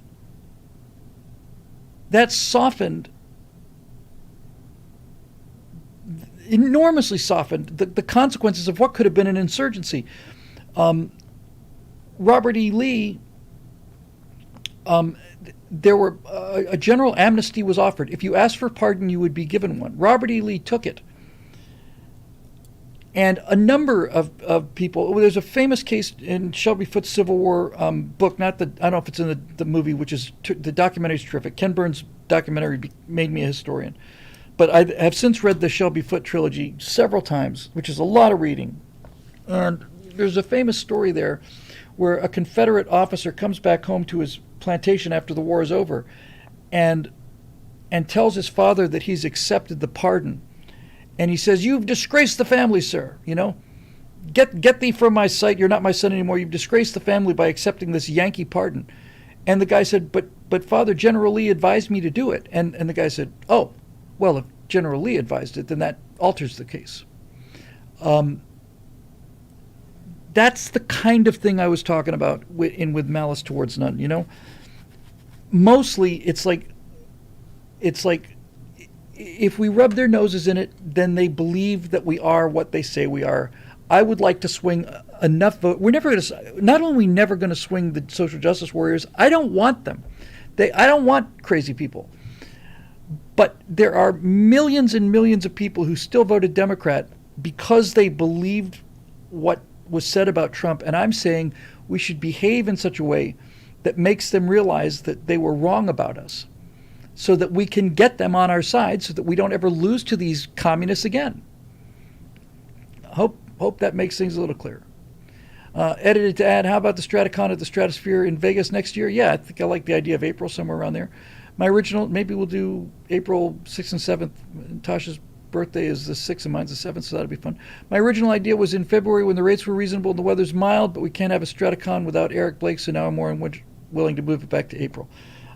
Early April might be perfect. And the nice thing about the Straticon in Vegas is they're not likely to board Vegas up,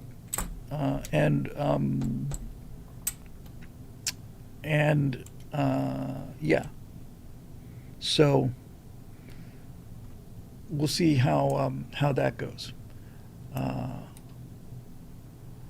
The one thing I know I don't want to do is, and this was my conditions in with the Strata Cruise, and that is I refuse to touch the money. I'm sure there's a way to get it done without that, but I refuse to touch the money. I just don't want to deal with that. But we'll figure out a way to do StrataCon for sure. It sounds like fun. Roadrunner. Greetings from William. Hello, Roadrunner. Thought I would thoroughly enjoy watching the progressives melt down after President Trump won a certain election, but they've gone so insane that I'm starting to get worried. Georgetown University set up rooms for students to cope using Legos, hot chocolate, and coloring books. Coloring books for college students. See, if it had been me and we'd lost, I would have set up a room where we could have talked to philosophers and psychologists and other people who deal with adults, and but mostly philosophers. Companies gave times off to employees to recover from their candidate losing. The University of Oregon even has a therapy duck named Quacktavius. Well, that's funny. I thought they would have named it Donald. That would have been a good name for a duck. Quacktavius. Okay. You got a therapy duck. Is there any chance these loonies will ever come back to reality and become productive members of society? I did. You know, part of that is they will get older. This whole Gen Z has been stolen from. They have never been told no. I'm speaking in generalities now for those of you who say, I'm a Gen Zer or I know a Gen Zer. Okay. But as a generation, they've never been told no. They've been given, when they have their tantrum, they've been rewarded with the toy. And so they've got serious mental health issues. And my concern is that they may be, since they occurred so early in their lives, they may be neurological. That it may not be something that is just a behavior adjustment. It may be neurological, and they may be having to cope with it the same way that I have to cope with biological clinical depression for my whole life. A lot to be said for medication and therapy. Goes a long way to making somebody functional. But you never,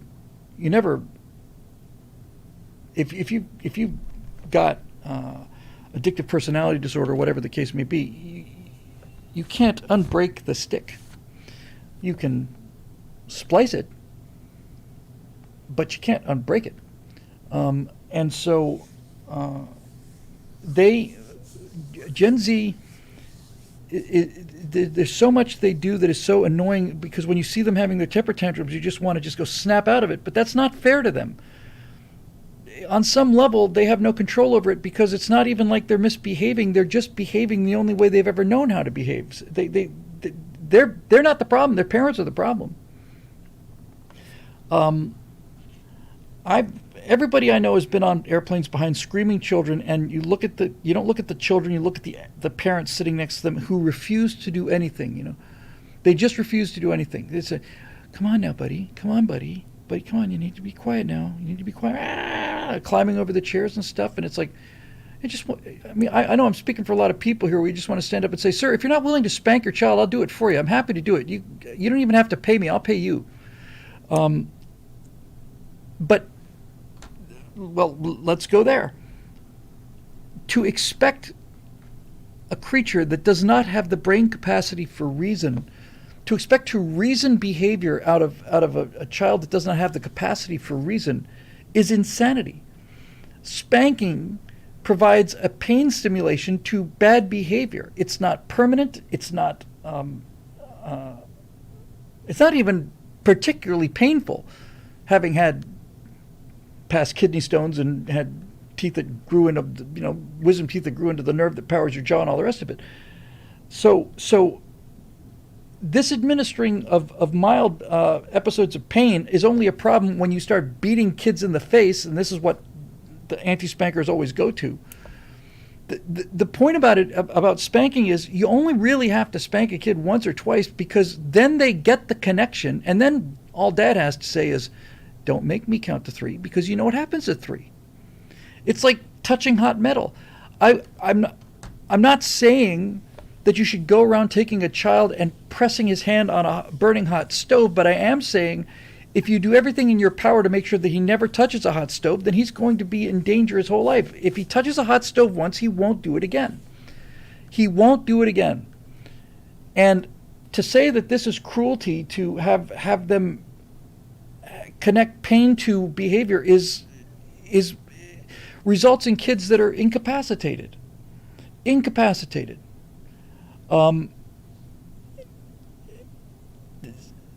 Look, spanking, the way the human body is built is there's an area of your body that contains some nerve endings but is essentially largely immune to damage because you sit on it all the time. And that's why when you spank somebody, you are intentionally inflicting pain on the part of the body that is least possible to damage. Does that make sense? It is controlled. It is disciplined disciplining. Now, there are people out there that say, no, it causes all kinds of psychological damage. I haven't seen it. The people that I've seen who are the happiest people are the people who had parents who basically made it clear that there are certain behaviors they just simply can't get away with. Yeah, and here's Bone Canoe says, the spanking thing is nuanced because there's a bunch of people who beat their kids and call it spanking. I'm not talking about beating. Resort Dog says you can't beat ADD out of a child. I don't know. Something has happened that's caused this explosion in autistic behavior, ADD behavior, and I mean thousands of percentages. Something has happened, right? And it's not a change in the food. It's that the parents are allowing behaviors that they didn't allow before, and most of it comes from. You remember, it's hard to believe for those younger ones out there, but my generation was told that that our brains would rot because we watched TV, and TV only came in limited doses of a half an hour. We all watched TV together, pretty much with the family and with our friends. No one could have predicted what the internet and smart devices would do. But the whole thing is just permissiveness. I heard a pastor. I think Jeremy Boring told me this story. He said there was a pastor who said he had a rule with his kids. He said he had a certain room in the house. It was like if you're of a certain age or a certain middle class background like me, we didn't have one in our house, but my closest relatives, my Aunt Marty and my Uncle Rock did. They had a den, and everybody was, you can do whatever you want to in the den. You're climbing over the couch, and you're hiding under the tables, and kids are running around in the den. That's where the TV was and everything. And then there was a living room, and we, honest to God, had plastic covers. She had plastic covers over everything in the living room. And then when you had special company over, you take the plastic covers off, you get out your best china, you would sit there and pretend like this is your standard of living. You put the plastic covers back on, and then you go back into the den, and we were not allowed in that living room. We weren't allowed in the room because that's where the nice stuff was. Anyway, Jeremy was telling the story. I think it was Jeremy. He was telling the story of a pastor who took a square yard of carpet and put it down in a corner of a room someplace. And he said, "None of you kids are allowed to stand on this carpet." Why? He said, "Because I said so. You're not allowed to stand on that carpet till you're 18. And there's no reason whatsoever for that, right? This was the point that the guy was trying to make. There is no rational explanation for it. The kids would constantly say, "Why can't we stand on the carpet? We're not hurting anything. Our feet are clean." Because I said so. What this pastor apparently did was he made an example that was so egregious and so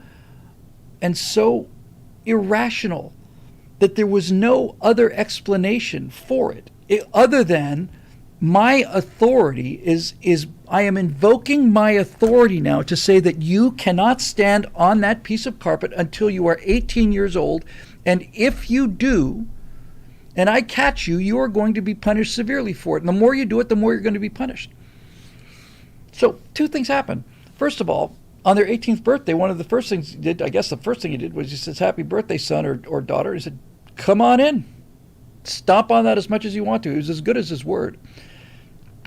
But the second thing it did was it made it clear to his kids that he had authority and that his authority was all that he needed. You couldn't argue, well, but Dad, all the other kids are letting me borrow the car. How come I can't borrow the car? Because I said so. Yeah, but that's not fair, because he took the "it's not fair" right out the window. He came up with the most unfair, ridiculous example he could think of. Put it in the middle of that. I didn't put it in the middle of the living room, obviously, but put it down and said, "This is my challenge to you. This is my authority, and while you are minors living in this house as my children, you will obey this authority, or else there will be consequences." And I heard this story, and I thought it was genius. I thought it was absolutely genius. And I thought, all right, got it, Dad. Got it. It's a great line. I've used it before. I used it in the Frank Luke screenplay, where Frank his dad has taken away the pistol that thinks he's supposed to get, and because his dad has surprised him with a brand new 1911 semi-automatic pistol. But his dad's taking away the pistol. He says, "No, you can't take it with you this time, son." He says, "But Dad, we're going out there with Indians, and we got this 22, but I think it's just going to make them angry." And his father just turns to him and says, Are you arguing with me?" It's like, "No, sir." Okay. That's all he had to do. That justification instinct, but. It's like, are you arguing with me? No. I didn't realize it was a dad authority issue. I thought it might have been a clarification issue. Nope. No, sir. You understand my point? And I'm not arguing with you at all. Good. Here's your new gun. I think that a lot of the green-haired people are going to eventually come around only because they're so miserable, and they seem to be getting more miserable all the time. I just don't think there's going to be anywhere to go. I was talking with Dave Wormus on the phone today. I mentioned and I mentioned something to him, and I said,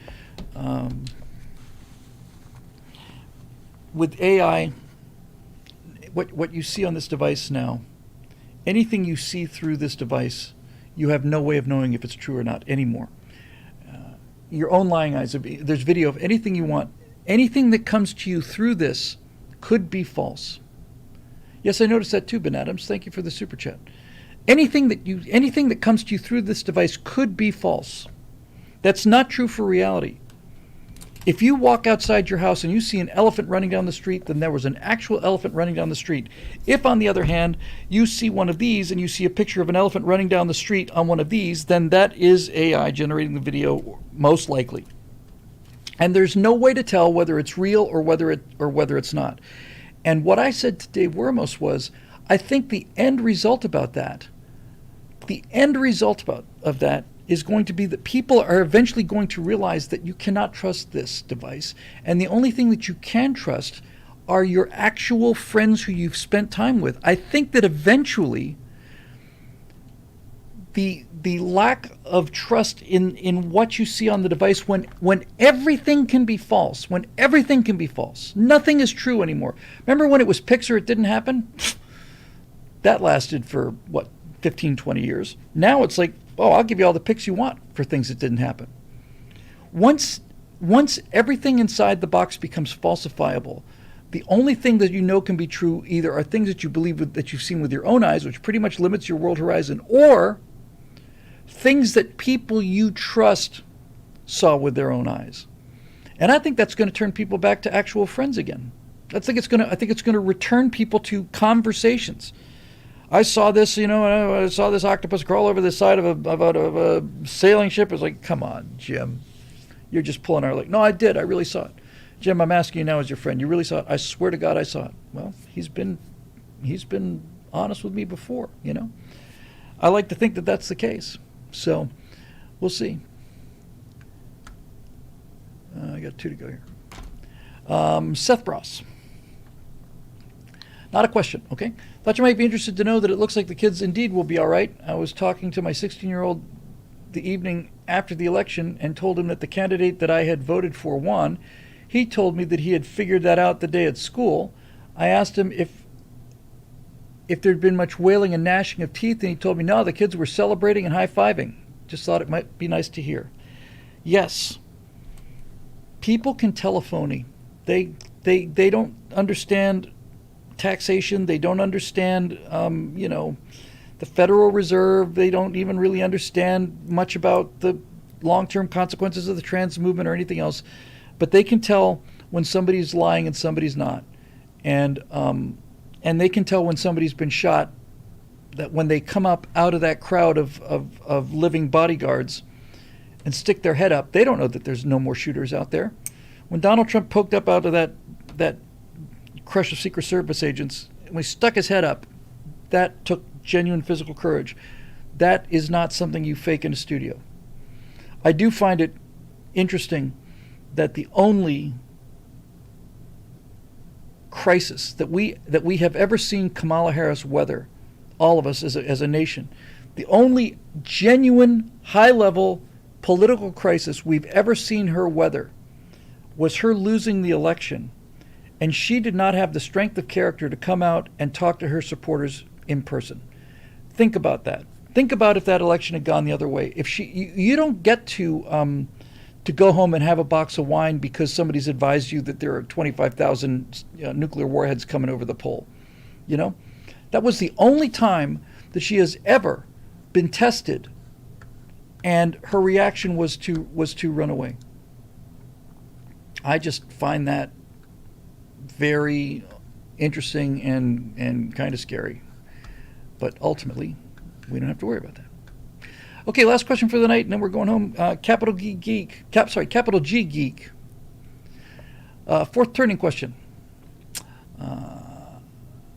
I think your view of the next crisis being one of mental health is very optimistic. Not that there aren't severe mental health problems, but I doubt there would be enough to call it a crisis of the same magnitude that the American Revolution, the Civil War, and World War II were. I think that the next crisis will probably be the enormous scope of the corruption that the Trump administration will uncover that will break what little faith is left in any of our institutions. There's already evidence of 20 million excess votes from the 2020 election. I expect RFK to expose significant corruption, putting everyone's health at risk at the FDA. The intelligence agencies will probably be shown to have murdered, or at least allowed to be murdered, hundreds of Americans and thousands of foreigners. They will also likely be exposed as handling all of the prostitutes. I've never heard that term before. My God, that's a fabulous term. Prostitutes on all of the networks, as well as a major chunk of everything online. Any thoughts? If that's too heavy for tonight, did you see any evidence that SpaceX Super Heavy booster or Starship got the wicked heat rainbow? Because that would be awesome. I did not see that. Yeah, I wonder what those ships are going to look like after they've been reused, 25 times in a week. I just love the idea that a booster lands. Somebody did an animation where there's a bunch of gantries, There's a bunch of gantries, and one of the boosters comes into land, and then another one takes off, and then just a few seconds later, another one takes off. And I thought, yeah, just like LAX. What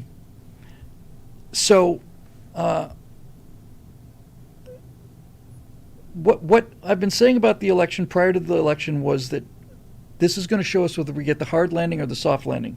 It never was whether we win or lose or whether we avoid the crisis or not. A soft landing is still a landing. We're going to find a lot of things that, like you said, lots and lots of corruption, and then we'll see whether we can clear it out or not. But if it turns out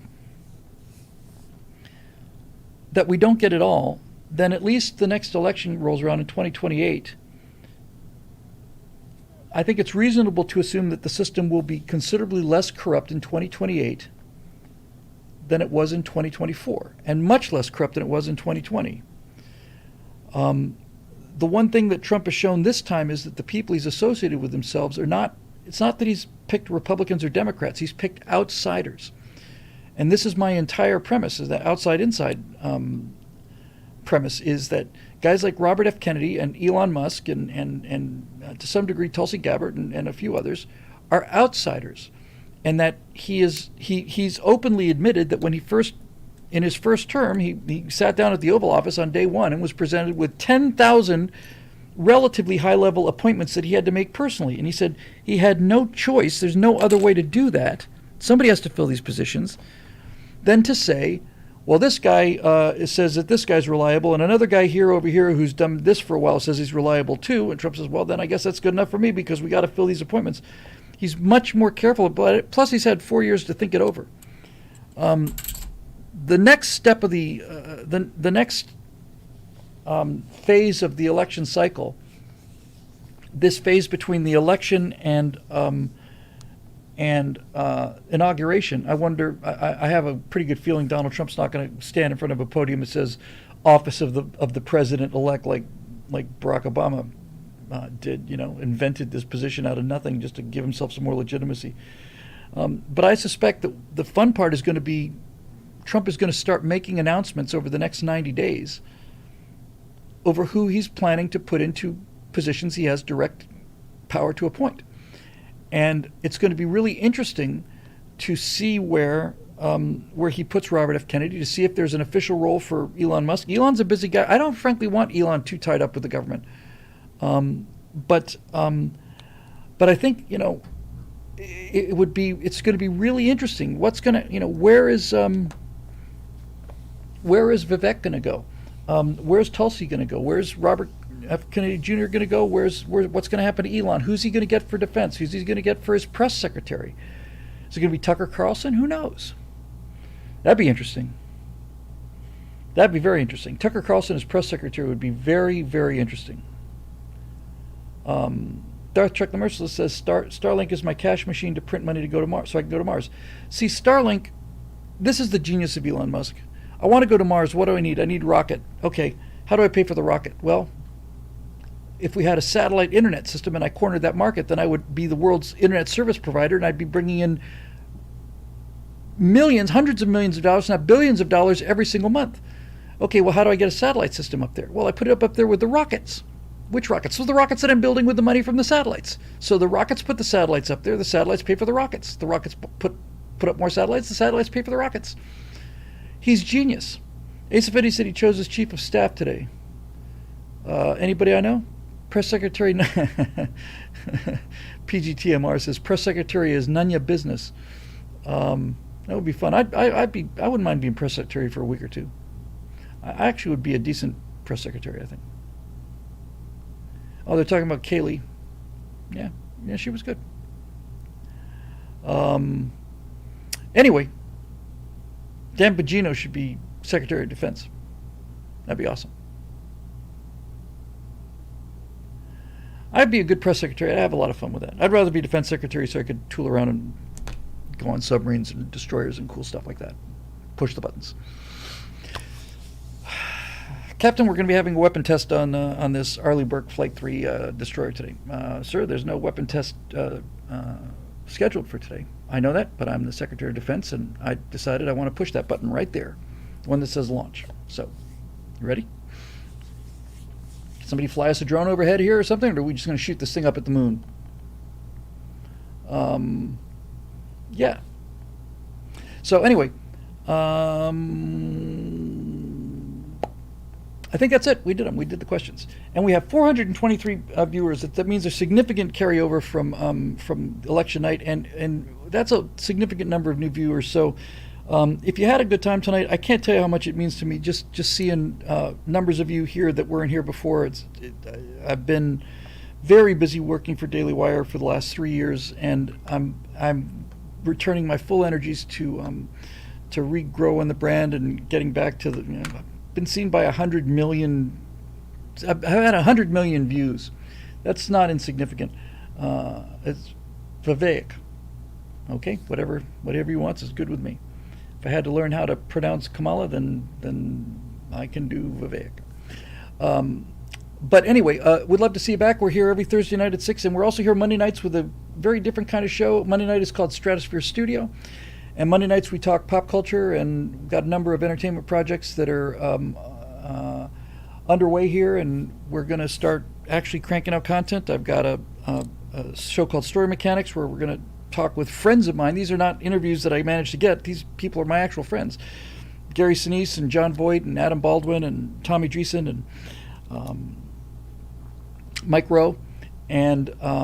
And we'll be doing all of that stuff starting. I'm going to start making some booking phone calls next week. So the future ahead is finally clear. So hope to see you back for that. But in any event, if you're here tonight, thank you for joining us. If we don't see you again, it was good seeing you tonight. Hope to see you next week here on Thursday, and hope to see you Monday night as well.